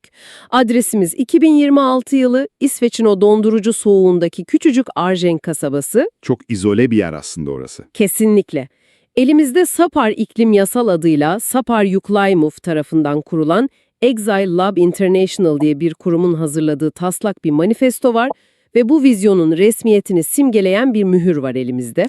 İlk bakışta sadece dil bilimcilerin falan ilgisini çekecek, hani çok spesifik akademik bir çalışma gibi duruyor aslında. Ya evet, ama satır aralarına indikçe işin rengi tamamen değişiyor. Epik destanlardan tut, yapay zeka terminolojisine kadar uzanan resmen kelimelerden bir medeniyet altyapısı inşa etme girişimiyle karşı karşıyayız burada. Zaten oradaki altyapı kelimesi bütün bu projenin şifresi bence. Çoğu zaman dili sadece bir iletişim aracı gibi görürüz yani. Düşüncelerimizi karşıya aktardığımız pasif bir taşıyıcı gibi. Aynen, sadece konuşuyoruz işte. İşte bu kaynaklar dili bir kod olarak, bir işletim sistemi olarak ele alıyor. Nasıl ki fiziki bir devlet kurmak için yollara veya elektrik şebekelerine ihtiyacın varsa, dağınık haldeki bir medeniyeti birleştirmek için de kavramsal bir şebekeye ihtiyacın var. Özellikle de o Orta Asya'dan Avrupa'ya kadar uzanan geniş coğrafyayı düşünürsek. Kesinlikle Sapar İklim'in vizyon belgesi sıradan bir sözlük lansmanından çok kurumların nasıl başlatılacağına dair bir strateji belgesi aslında. Ya o kurumların başlatılması fikri kaynaklarda o kadar belirgin ki beni en çok çarpan detaylardan biri o kurumun görsel mührü oldu belgeyi incelerken. O koyu yeşil tasarım değil mi? İnanılmaz derecede otoriter, böyle ağır bir mühür. Üzerinde de resmi harflerle Exila Lab arşivinden kurumsal hafıza birimi falan yazıyor. Dürüst olmak gerekirse bana bir dil araştırma merkezinden çok şey gibi geldi. Soğuk Savaş döneminden kalma gizli bir istihbarat örgütü gibi. Ya da bir James Bond kötüsünün paravan şirketi. Aynen öyle. Bu kurumsal hafıza birimi fikrini okuduğumda aklıma doğrudan o Svalbard'daki küresel tohum deposu geldi benim. Kuzey Kutbu'ndaki o devasa depo. Evet, hani kıyamet senaryolarına karşı dünyanın bütün tohumlarının buzulların altında saklandığı yer. Ama burada buğday falan değil, koca bir kültürün entelektüel hafızasını saklıyorlar. Fakat anlamadığım bir şey var. Neden İsveç? Çok haklı bir soru. Yani adında sürgün exile geçen bir laboratuvar kurup Orta Asya'dan veya Türkiye'den binlerce kilometre uzaktaki bir İskandinav kasabasında bu hafızayı neden inşa ediyorlar ki? Sürgün kavramı burada kilit bir rol oynuyor aslında. Genelde sürgün kelimesini duyduğumuzda aklımıza hemen bir mağduriyet veya bir trajedi falan gelir ya. Evet, köklerinden koparılma falan gibi algılarız hep. Oysa bu metin sürgünü çok stratejik ve tarafsız bir laboratuvar ortamına dönüştürüyor. Yani İsveç'in seçilmesi asla tesadüf değil. Günlük politik çatışmaların, sansürün veya o yerel çekişmelerin tamamen dışında bir yer orası. Tarafsız bölge yani bir nevi. Aynen öyle. Dağınık haldeki o Türk devletlerinin hafızasını dışarıdan böyle steril bir ortamda analiz edip çerçeveye oturtmak için o tarafsızlık şart. O yeşil resmi otoriter mühür tasarımı da aslında henüz olmayan bir devletin ciddiyetini yaratma çabası. Anladım. Yani ortada birleşik bir yapı yok ama o mühür bir güven aşılıyor. Evet, projenin sadece böyle romantik bir sivil toplum girişimi falan değil, adeta bir medeniyet bakanlığı gibi konumlandığını gösteriyor. Vay canına. Güven inşası meselesi gerçekten çok çarpıcı burada. Bir kurumun ciddiyetini o kurum daha ortada yokken tasarlamak çok akıllıca. Peki bu laboratuvarın inşa ettiği şu ana projeye yakından bakalım diyorum. Türkçe izahlı sözlük projesine. Evet, belgede bu vizyonun merkezinde bu sözlük var ama senin de dediğin gibi öyle kütüphanelerde A'dan Z'ye sıralanan sıkıcı kitaplardan bahsetmiyoruz hiç. Kaynaklar bunu tarihteki ilk uluslararası yani supranasyonel akademik korpus olarak tanımlıyor. Ve bu korpusun tam 5 katmanlı bir mimarisi var.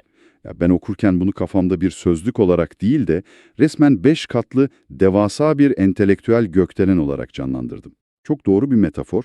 O 5 katman zamanı ve mekanı dikey olarak birleştirme çabası aslında.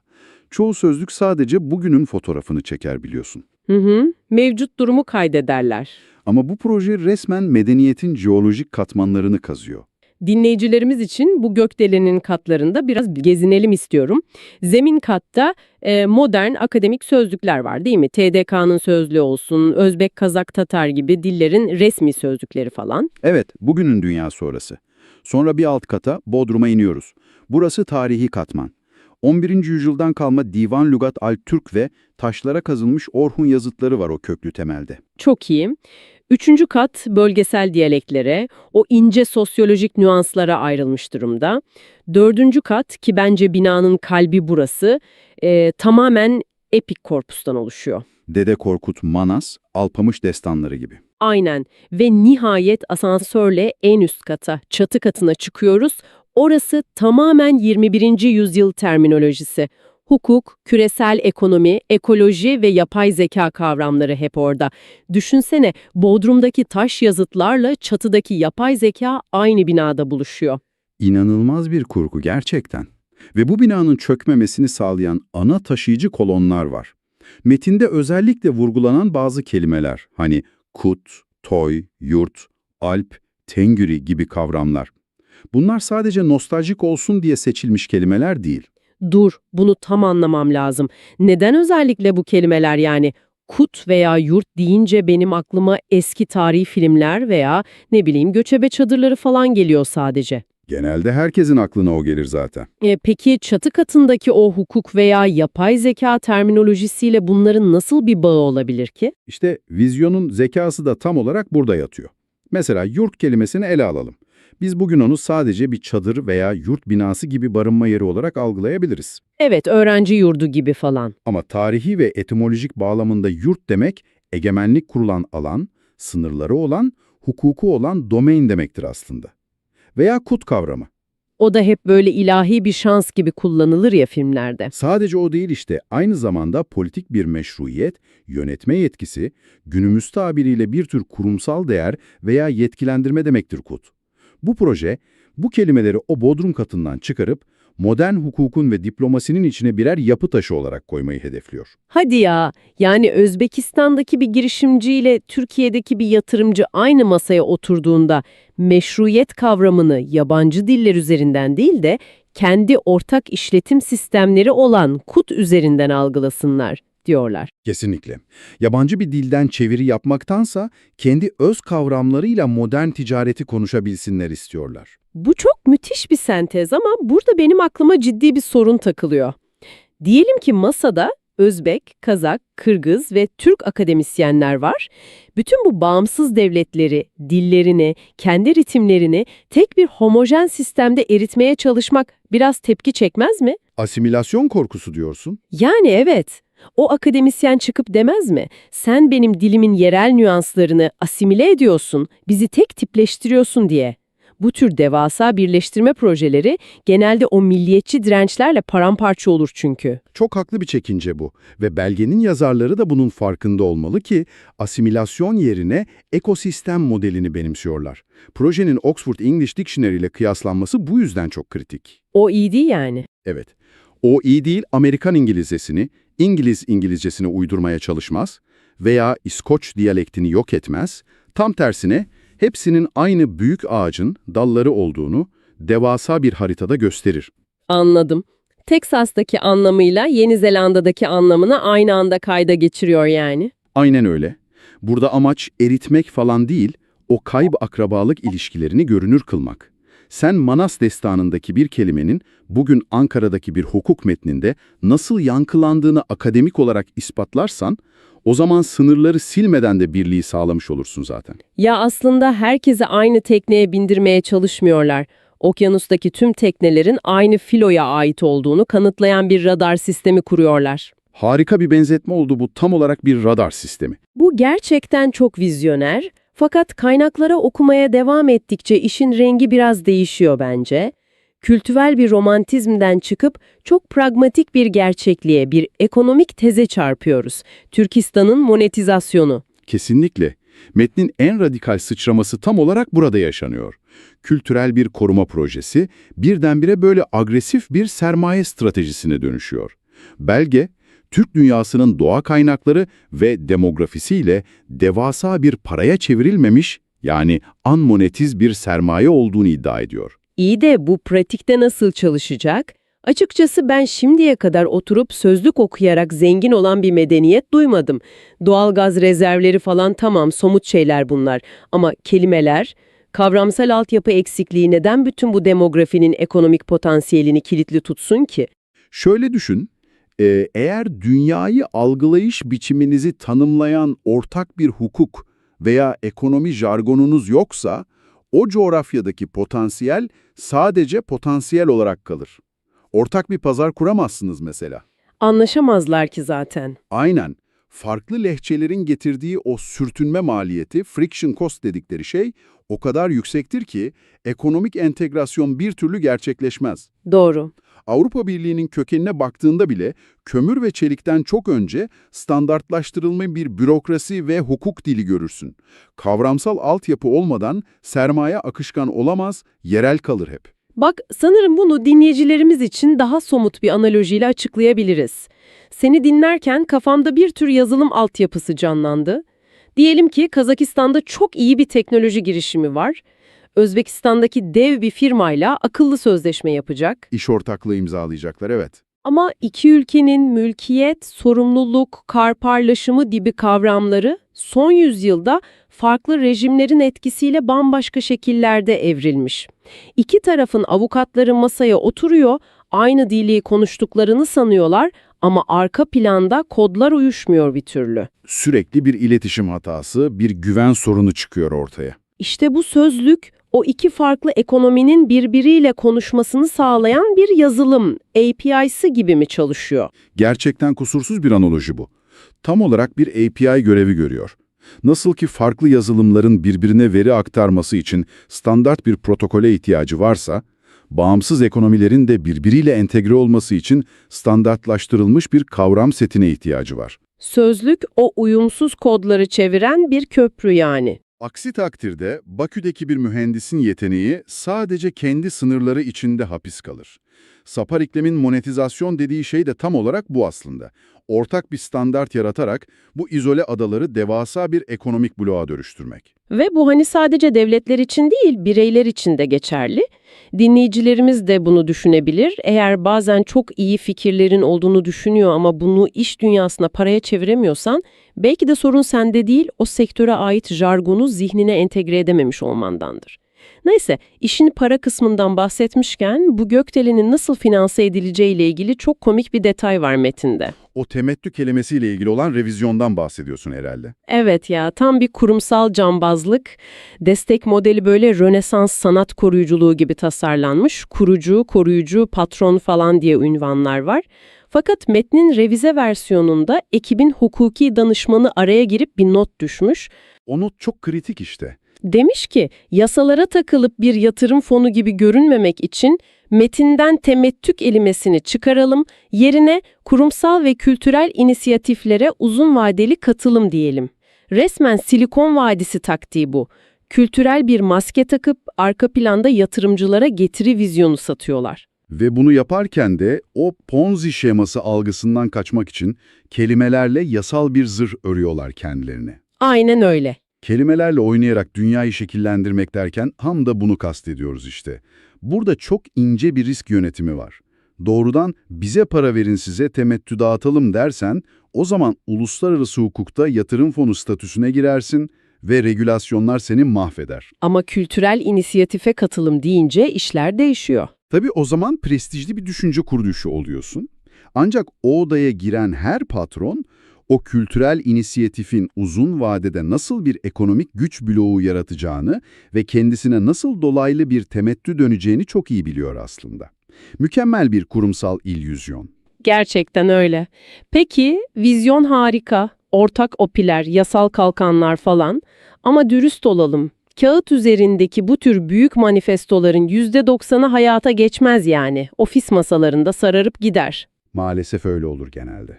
Bu İsveç'teki ekip bu vizyonla küresel bir ciddiyet kazanmak için eyleme nasıl geçecek? Çünkü medeniyet inşa edeceğiz diyorsan icraatının da sağlam olması lazım. Belgenin son bölümü tamamen bu icraata ve yol haritasına ayrılmış zaten. Nasıl sorusunun cevabı çok net ve son teknoloji araçlarla kurgulanmış, iletişim için X platformunda yani eski Twitter'da akademik kısa mesaj serilerini kullanacaklar.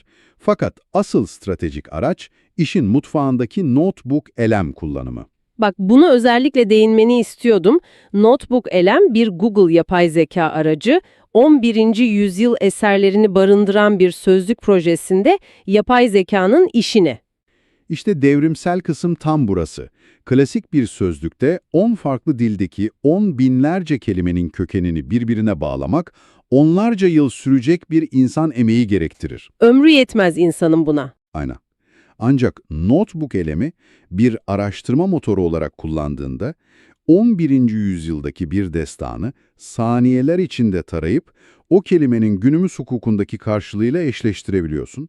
Yapay zeka bu devasa veriyi anlamlandırıp o 5 katlı gökdelenin asansörlerini saniyeler içinde çalıştırıyor. Geçmişin dağınık mirasını 21. yüzyıl hızında bir algoritmaya dönüştürüyorlar. Kelimenin tam anlamıyla eski dünyanın taşlarını yeni dünyanın araçlarıyla işliyorlar yani. İnanılmaz. Peki zaman çizelgesi nasıl? Çok şeffaf ve agresif bir plan var orada. Hemen 10 ila 20 bilim insanından oluşan bir akademik konsey kurulması hedefleniyor güvenilirlik için. Ardından da bir taahhüt var. 6 ayda akademik korpus, 12 ayda beta sürüm, 24 ayda tam lansman. Fakat en kritik hamle o prototip kısmı. Evet, prototip hamlesi çok ilgimi çekti. Diyorlar ki bize yüzlerce sayfalık ciltler lazım değil. Güven inşa etmek istiyorsanız bize o çevirileriyle, API eşleşmeleriyle kusursuz hazırlanmış 50 kelimelik bir prototip verin sadece. Bir teknoloji startup'ının minimum uygulanabilir ürün, yani MVP sunması gibi. Aynen öyle. Yatırımcıya destan okumayın, çalışan sistem gösterin diyorlar. 50 kelimelik bir prototipin 1000 sayfalık bir vizyon belgesinden daha inandırıcı olmasa da gerçeğin ne kadar pragmatik olduğunu yüzümüze çarpıyor bence. Kesinlikle. Çünkü güven sadece vaatlerle değil, kanıtla inşa edilir. O 50 kelime masadaki yatırımcıya şunu söyler: bakın, biz o köklerden geleceğe giden hattı çekebiliyoruz. Eğer o test sürümü çalışırsa sonrasındaki 10.000 kelime sadece bir ölçeklendirme meselesi olur. Büyüleyici bir iş planı.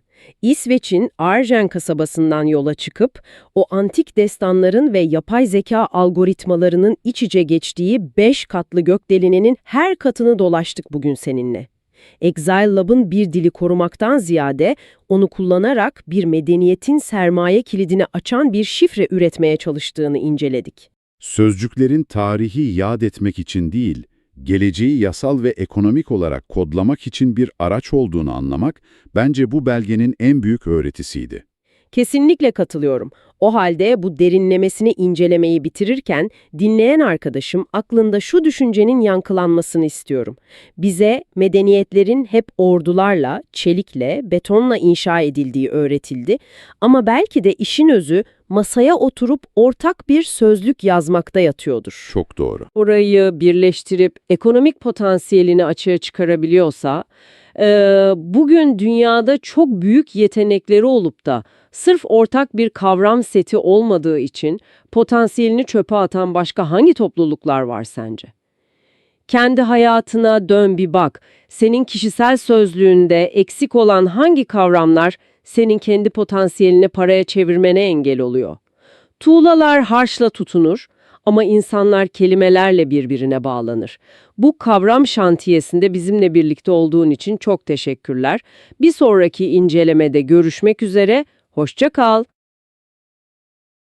Hı. Bize teşekkür ederiz. Saparağı bu nemet bilip mi bilmeyen mi yöne bir sırrımız açtı. Oo. Monetizasyonu gelende. Oo. Bizde bir 3-4 tane ulu proyekt var. Şu proyektlerin biri Türkistan'ın monetizasyonu diye. Hı hı. Demetik tamam yazılır, tayin. Değil mi? Bir monografiya yazdık. Fakat ulu kitap oldu. Bir vakti olsa. Yeni de suratım ben yarım neme oldu. Abdurrahman. Ben Bukya. Aziz Bey'in ahil görünüyor. Şu an bu görünüktür ortada. Doğru ya Aziz Bey. Yok. O Sapar Aziz ağası Bey sen bana doğulu görünüyorsun. Sebebi sana bir şeyle görünüyor bolup biler. şeyle mi? Onda bu ya. Nerede bu? O şeyi bağlaştırın beni.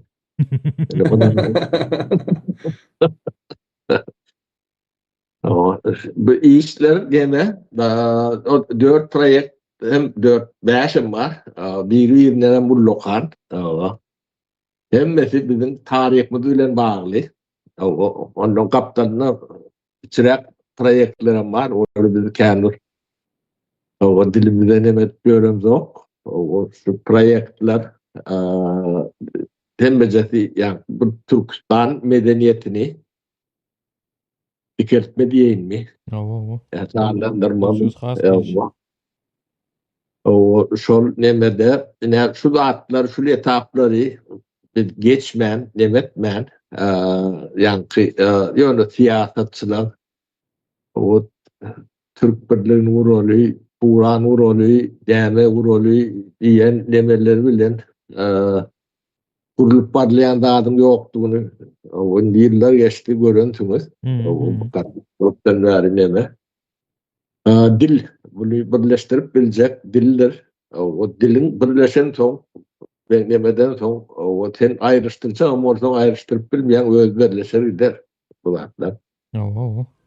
O dil o bolon son onun sen standartlanım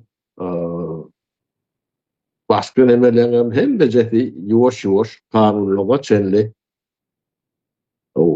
oturur bir sivil bir neme öwürlerde giden o şu medeniyet teritoriyası bu teritoriyada gatı lokanlar o onun bir yerlerde sağanak geçiyor. Ben kaytalap demedi oturmayın. Son görüntü peridaşlar demeler yazgılar eder.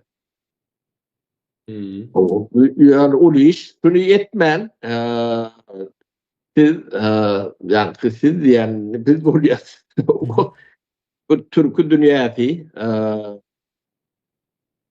blok oyunlarına edilen oyunlarına karşı durup bilmeyen o ne çekenem olsa o bu her türlü bahanaları ne derler böyle elin gülen ettirirler. Tevavi oyunun düyüp demesini anırdan demesini görüp biliriz da. Biz şu an İran var arada filmin sonrasında o bir görüldü.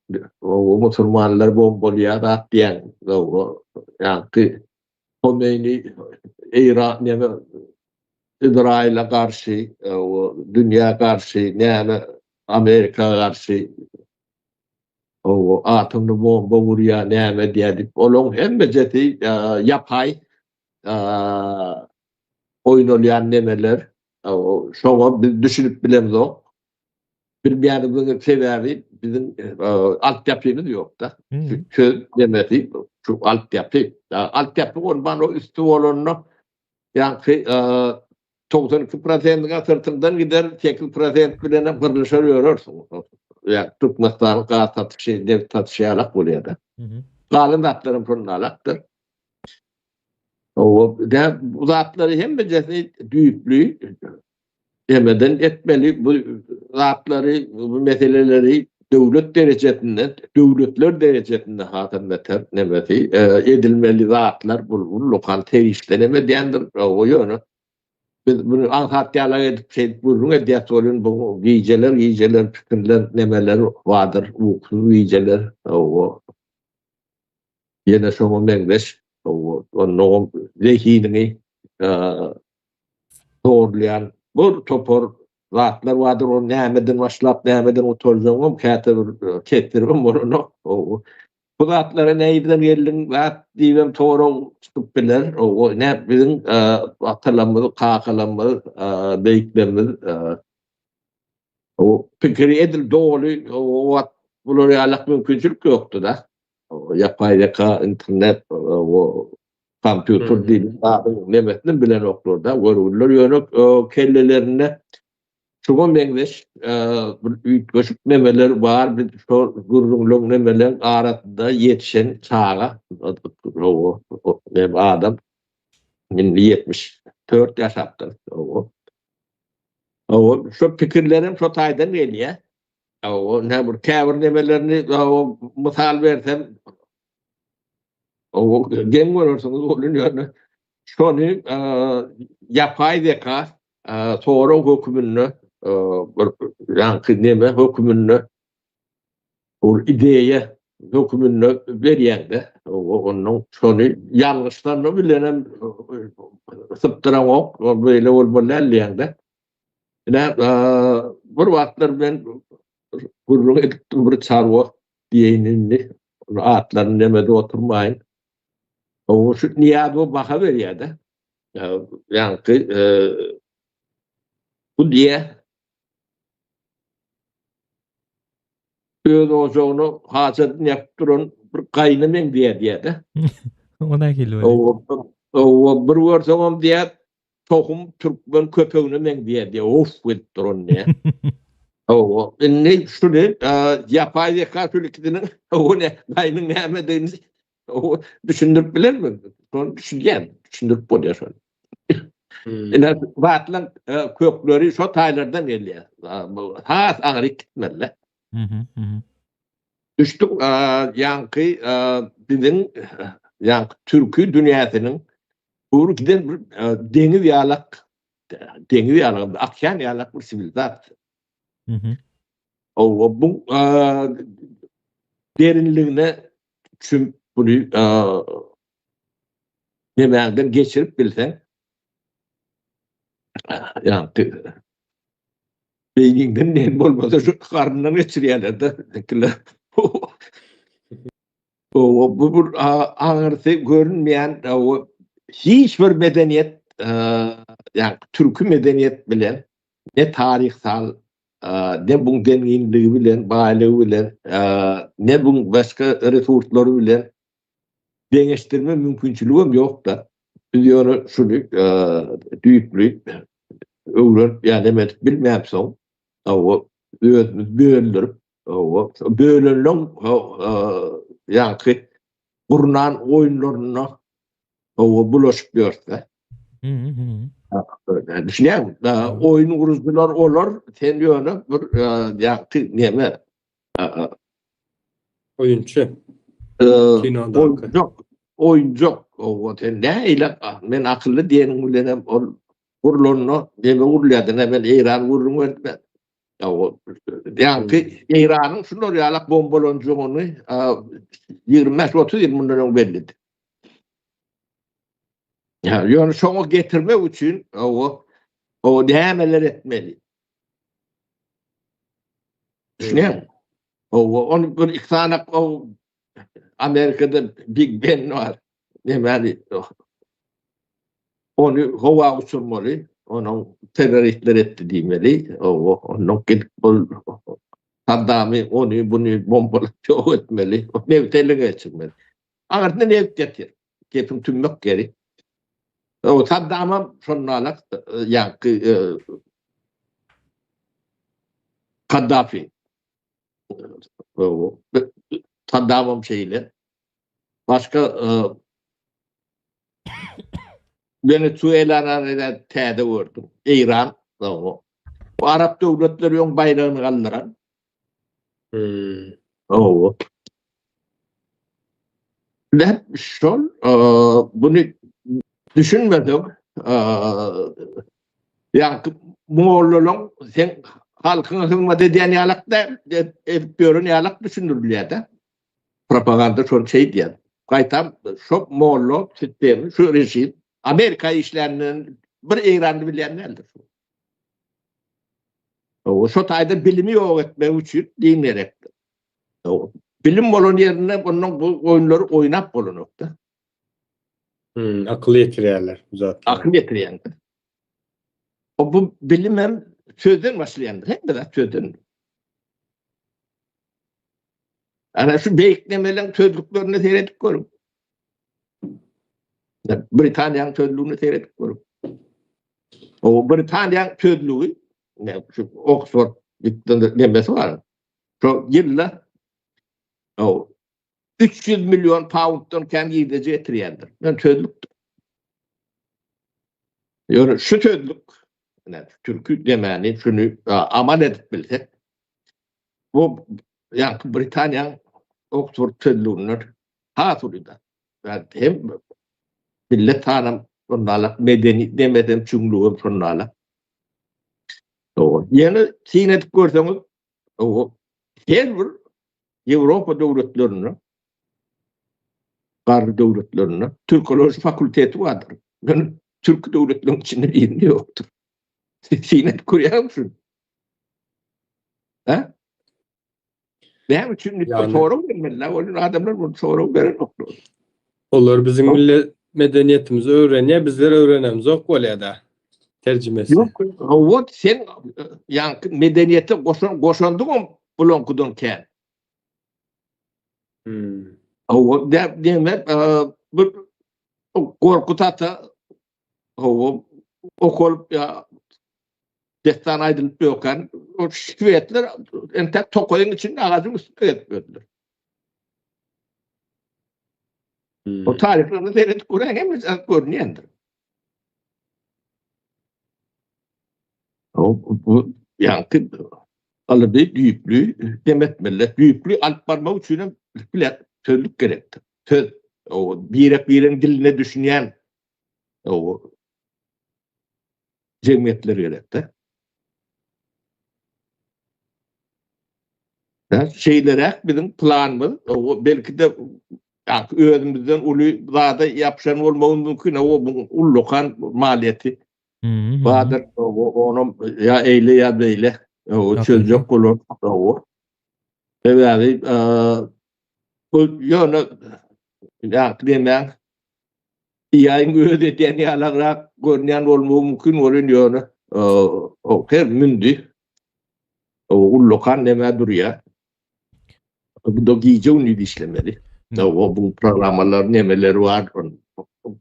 Katken ondan bunu özüňde saklaman, bulutda saklajak bolsaň bu bir riski var. O özüňden emetmek üçin bir ulu maşinler gerek. Öz serverler gerek, demeler gerek. Ara gerek zatken o hem bejetem onun soň adam bilen bagly. O bunu edip biljek, nemetjek adamlar gerek, düşünýän adamlar gerek bolmanyny.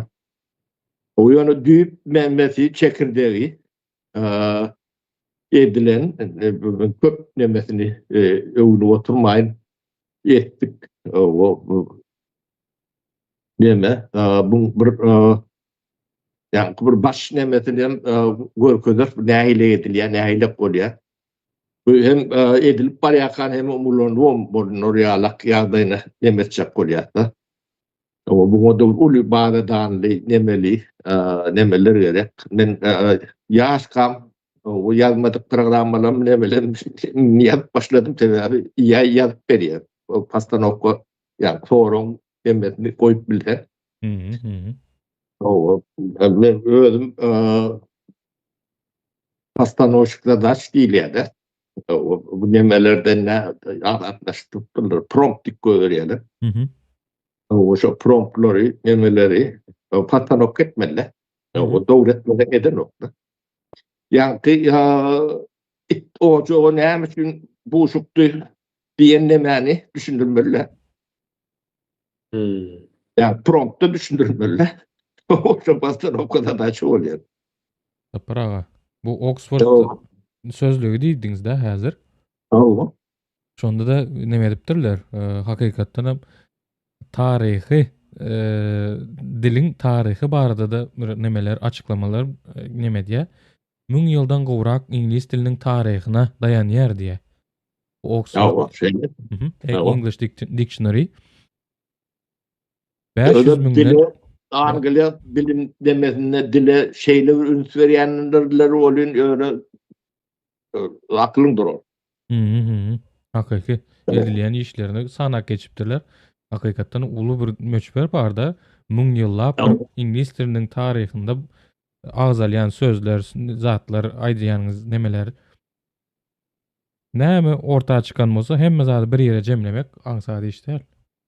O diyor yeke cemlemedi der bunu sen elekten geçirip işleyen bu yankı nemelerini bir kelleğine dağıtmayıp o hem detaylarını verem yok o da gereken del o başın gözün alcırak gider. Yok onu hasaba koşmanızda dediğine bir yere cemlemek aňsady däl diýmek istedim.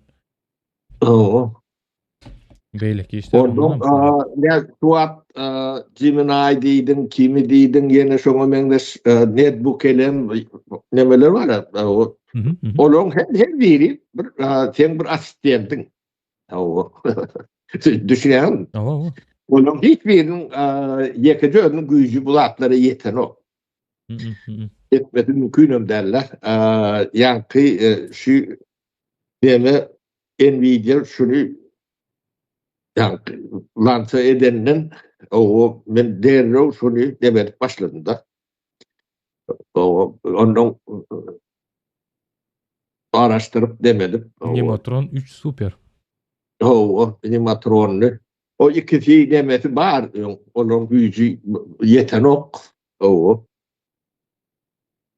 yani bu katı ulu iş devletler üstü iş diye Türkmenistan bunun içinde yani ürkecek bir döwlegi o Gurban uluň niýetinde de belli däl.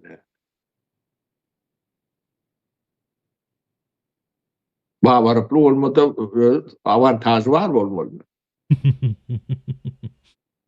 Sapar ağa. Yine de bir koşmaça demaydık geçeyinde yankı aydan Nvidia neme var da programı. 3 super bu.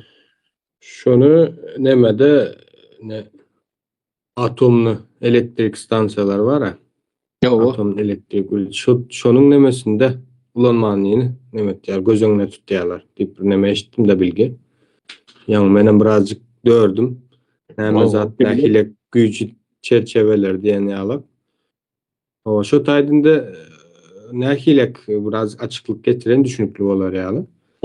Şu tayda bir atom elektrik stansiyanın işlemesi için bakımları var da vaktinde zatlar çalışmasan yarılıp partlarsa o neme getiriyor da teviği bet balıkçılığı getiriyor. Kat ulakan ziyanları var.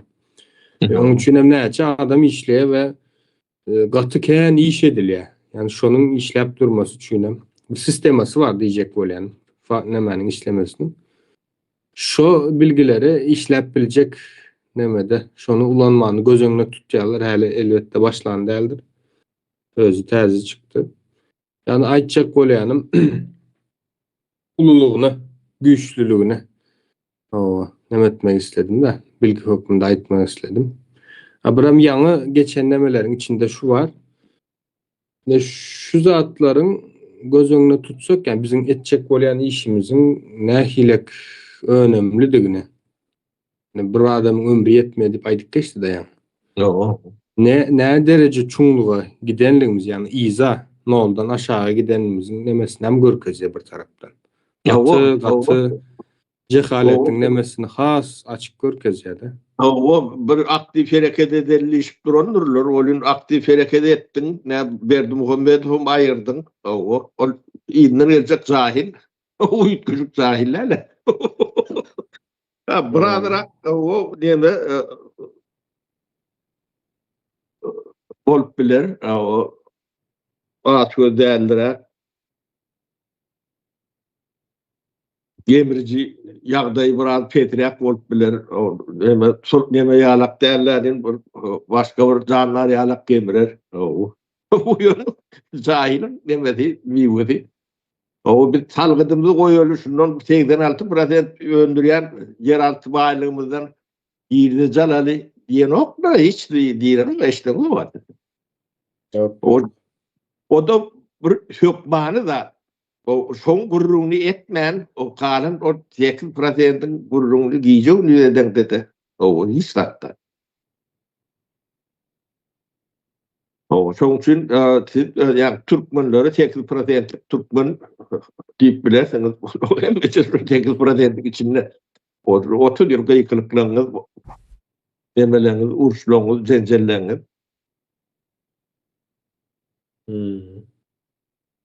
Şeylere onu da yiğitler o Hazırlıkça Kimler soru yok. bilir? Sorasanız. Fikirlerini yok. paylaştırlar yani soru yok. Yok soru olması için ne şu zatlar çözülen soru olup başlar. Bu zatları yetmen bu sorunu şu at biz erte kaydı oturun yalarak yağdaydadırlar onu düşünen o. Ne imperial yön altına aksinemeleri ne hilek nemesinin təsirini vardığını şu zatlara düşünen sonra düşünüp oluyor da bunu düşünmen onun üstümüzde ne oyun oynanım düşünüp olan nokta. Yankı Türk sivilizasyonu işlep tuğan yankı Ors dilen milletin enten iyisi yok. O sanat yankı medeniyet getiriyor da. Onu başka da tapman tuvalet getirdik diyelim. O tuvaletleri avat diye alak bir seyredip görmüş o. Ay ona Ukrayna'da gördük tuvalete uğurlap gördüler. No. Kurban olayım. O unitaza uğurluğu şu taydan gelediğim. O deme yankı bulur Türkmen'in cahil ken Türkmen'in olun yönü gemirici tayfasından da. Oların mazel gemirici. Soğun satıp görün nemeler. Solon demesi. Bu örgülüğüne demesi. Ticili hakan deme. O devletin bir demerak yerine ya türme saksının oğlu sizin arkadağınızda. Onun arkanızda nehelik dağın vadığını o sonra rahat ölçüp bilirsiniz. O bir hepten içinde sayılığı sürüyeden bir saatte de geçirip bilir bunlar. O. Bizim şu deputatlar Çınmıkan'a demirler. Onun hiç vakit eden zaten yok. Geçecek zaten yoktu. O 2 ay onundan aydanda da on 2 ay onundan maydık bilirler. 3 ay onundan maydık bilirler. Onun yolu geçecek zaten yok.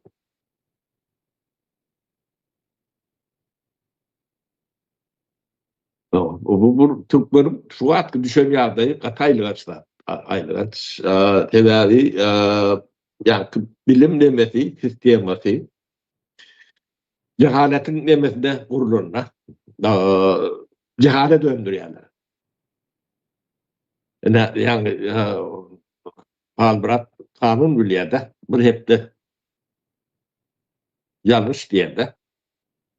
Yani o üniversitede yılda bir 200 tane yani $100,000 para verip girilen student çıktı da şöyle bir yerde düşüyor. Hakiki. Onun üniversitede kutorman bu o halmırada bulurdum kâr bilgili. O yankı umudu hazır bilgili o kâr bilyen dip umuddan kovulat böyle. O akçaklar basacaklar. Bunlar deme şu cehalet nemesi. Yani şu yankı Türkmenistan'ın eksport potansiyeli 92%'ni. Ben aytmasam bu Türkmen bileceğim değil kendine. Ben bileyim kendi sesimi çıkarmalıyım. Bu 92 dilinden bilen okulur. O salgının yokluğundan bilen okulur. O ne? Bir topar Bağdar Komi yani iktisadiyet boyunca zampret etseniz ya minister etseniz şunlarla olur. Olur. Gemirmen bilirler. O 3 mantta 5 mantta uğrayanlar. Yani Anırsında 25 mantın yatanı bilen o. Onu ertiyip diye. Onu ertiyip bir de gerek değil. Bana şu at gerek diye. Şu at. 3 mantın ver diye. Doğumlu Irak'tan sonra gitti. O edilen zatların hepsi sonralıktır. O bulun ölüleri demeden hiç de. Yani hiç günün kazanmasının karşılığında değil, karşısında değil. Kazansınlar. Yani bunun onu ise kendi kazanıp oluyor, onu halka da kazanıp oluyordu. O yitiyen zatların neyemediğini o akliyetse saçmalı olun, bunun o keyif köp, o bir patol olup diyor Germanya'da. Yine bir sorunlarla şeylere o bu Cambridge'lerden ödüm cahiliydi. Cambridge'nin bir adam yalak yol orta yalak o mevcut yalak nemeleri olayandır oluyor. Bu şagal hili. O fakat bir demde aşak yani pek derecedeki neme ne sana diye yalak o yandaki yiğitler o sizin de bağır aplayımız ölecek mi kalacak mı diye yalak.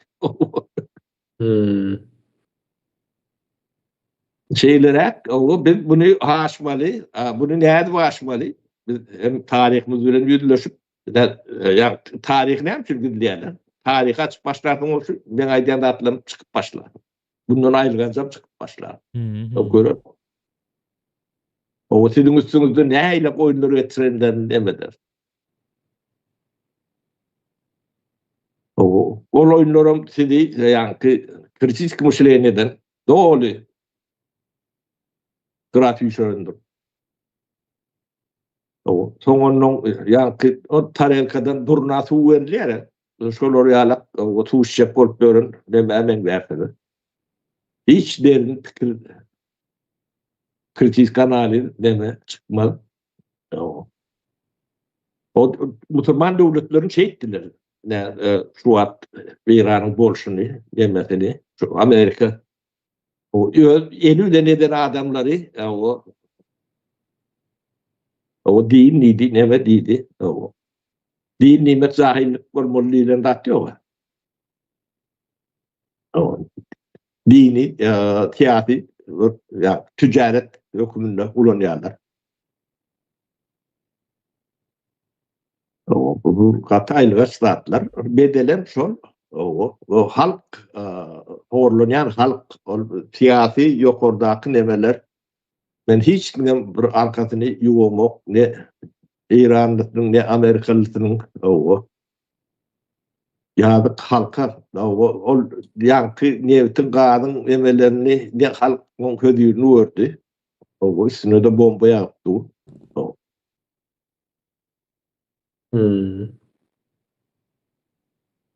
Ne bolýan zatlar şol, şoň üçin türkü dünýä ilki ilmini, bilimini, sözünü, nemesini, kem zatlaryny toparlamaly. Bu da o atalýan zat, hem zähmet alýan zat. O da bilge degen. Öyle. Hayal bilen bolýan zatlar ýok. Bu zatlar ululy institutlar, üniversitetler, döwletler edip bilmeýän zatlary şu an bizden edip oturanlar var. Hiç döwletden tuğraçen edip bilen ýerleri ýokdur. Näçe ýa Turan uruyat, kuracak bolýat, näme dip 30 ýylla waga ýetdiler bol. O sözlükden agryk geçip bilmeýärler de. Eden zatlary. O tereden mindiröňde de şeýledi. Ýöne şu zatlara terişde harjamaly bolsa, demetmeli bolsa, biz bunu uly dünýä eşderýala näme anons edýär. O başardymyzlar. O portu berjek çıkarmy çıkmazmy? O. Öyle bu zatlar nemeti ne sondan talap olmalılar. Zorlap bunu etmek kıyın. O talap millette olmalı. Olda bermek Buyur, bir ýana bize garşymyza bir zatlar çıkaryp bilýän bolsalaram alyň meýdan diýemi? O da şeylerek yanlışan deyip bilmediler. Ağrava bilmediler. Ve bizim üniversitelerimizin, akademilerimizin yani şoma mendeşlemelerin etmeli, gurrunları, işleri, zahmetleri bu zatlara kendileri düşünenlere ödemok. Düşünen var olsa çıkar, ona görürsünüz, eşitersiniz. O çıkmayan olsa yok oluyor. Nimet görmeliler. O palat görmeliler. Palça da gidip görmeliler. Öyleleri bilir. Şeyler, yiğitler o. Bunda cemlesem Olya. Başka ayrılacak, koyulacak yok olsa. O bana demettim sorumlu olsa yazarsanız, verersiniz. O. Bu gemircilere durdurmazsak gemir kutarya diyelim. Cemleyelim. O şeyle onun yönü durduruldu da o ikinci gelecek gemirciye seyredüret durdurmalılar. Bu gemirci o gemirciden o bir sefer çalışıp gördünüz ama haydi gemirci kut. Olam doğru. O manida etmedim.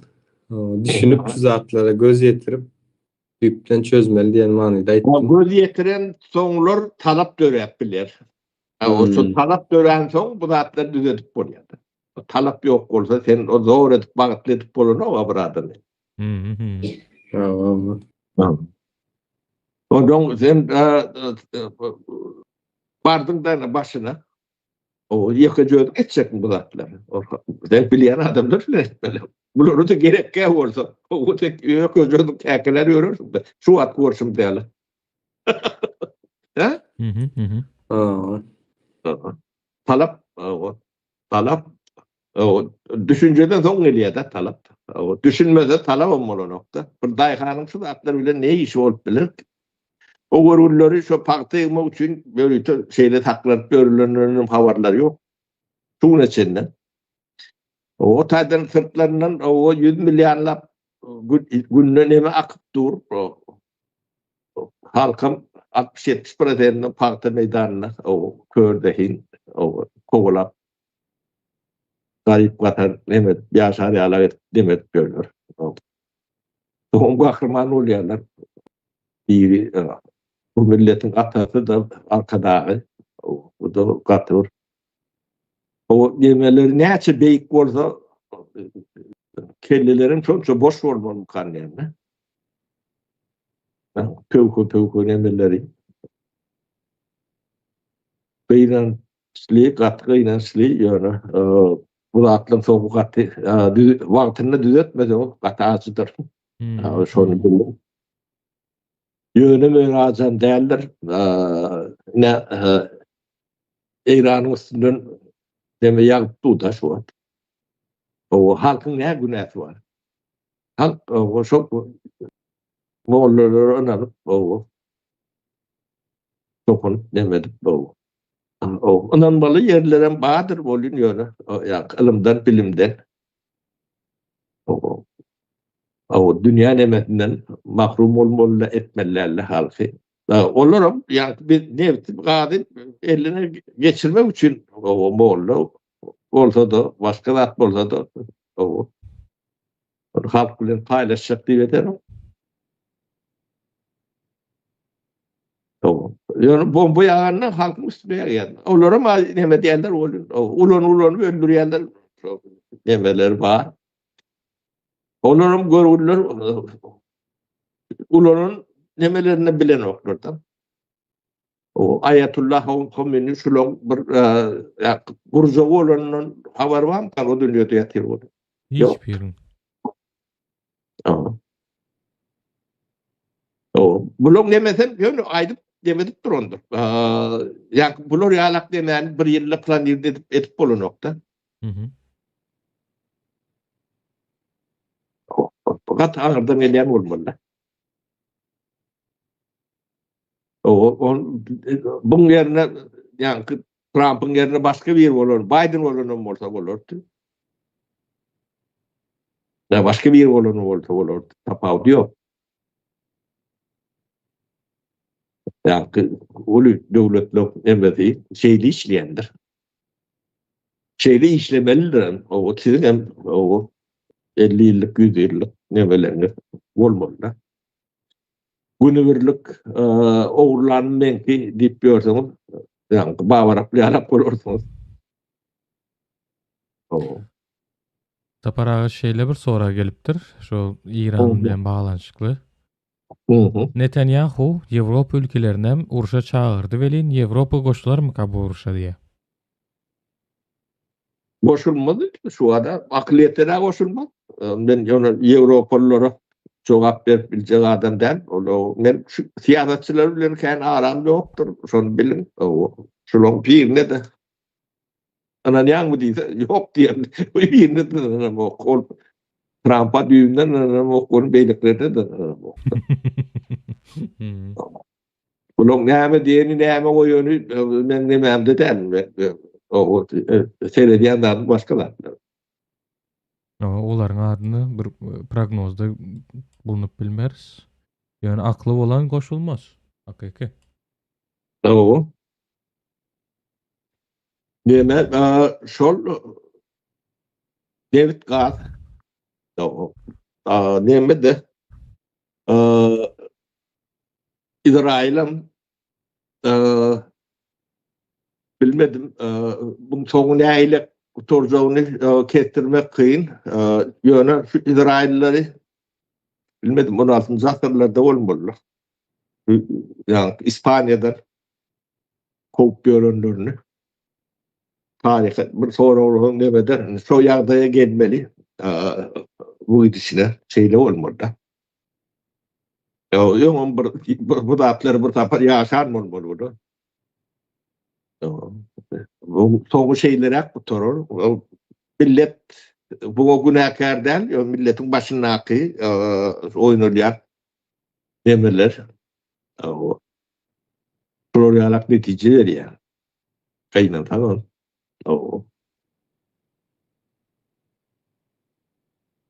Şunu alak.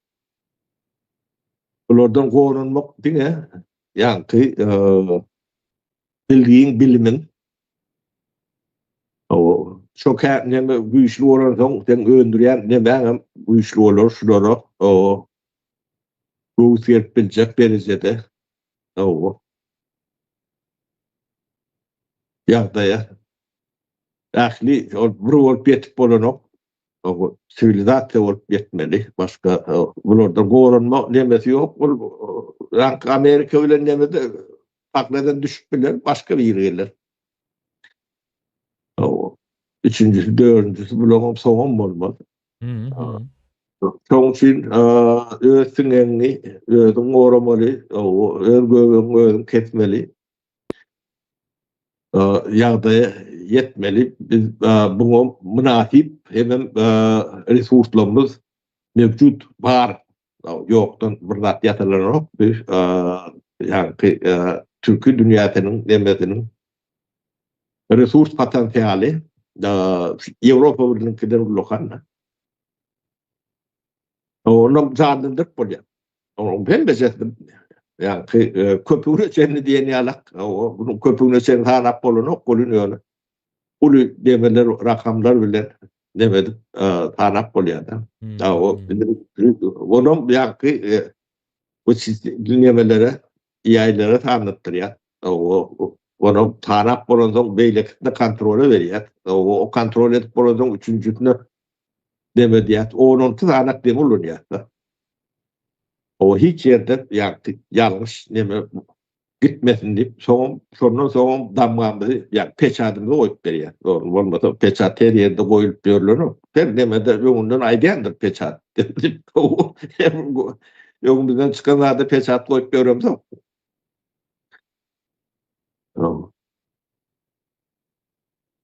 O sonralık işler bilen meşgul biz. Bilemok Ayten boluver, bizim günümüzü görür, statik görün, Türkmenin etrafımızda yer. Onu görürsünüz, yaşarsınız, bilirsiniz. Bolya, yiğitler, sağ olun, hemen bayramlarınızı bilen kutlayan. Nowruz bayramınız siziň kutlu bolsun. Sağ olun. Benim kutlayın. İldeşler Novruz bayramınız mübarek olsun. Yeniden görüşen çok sağ olun. Sağ olun. Sağlıkta görüşelim. Hı hı.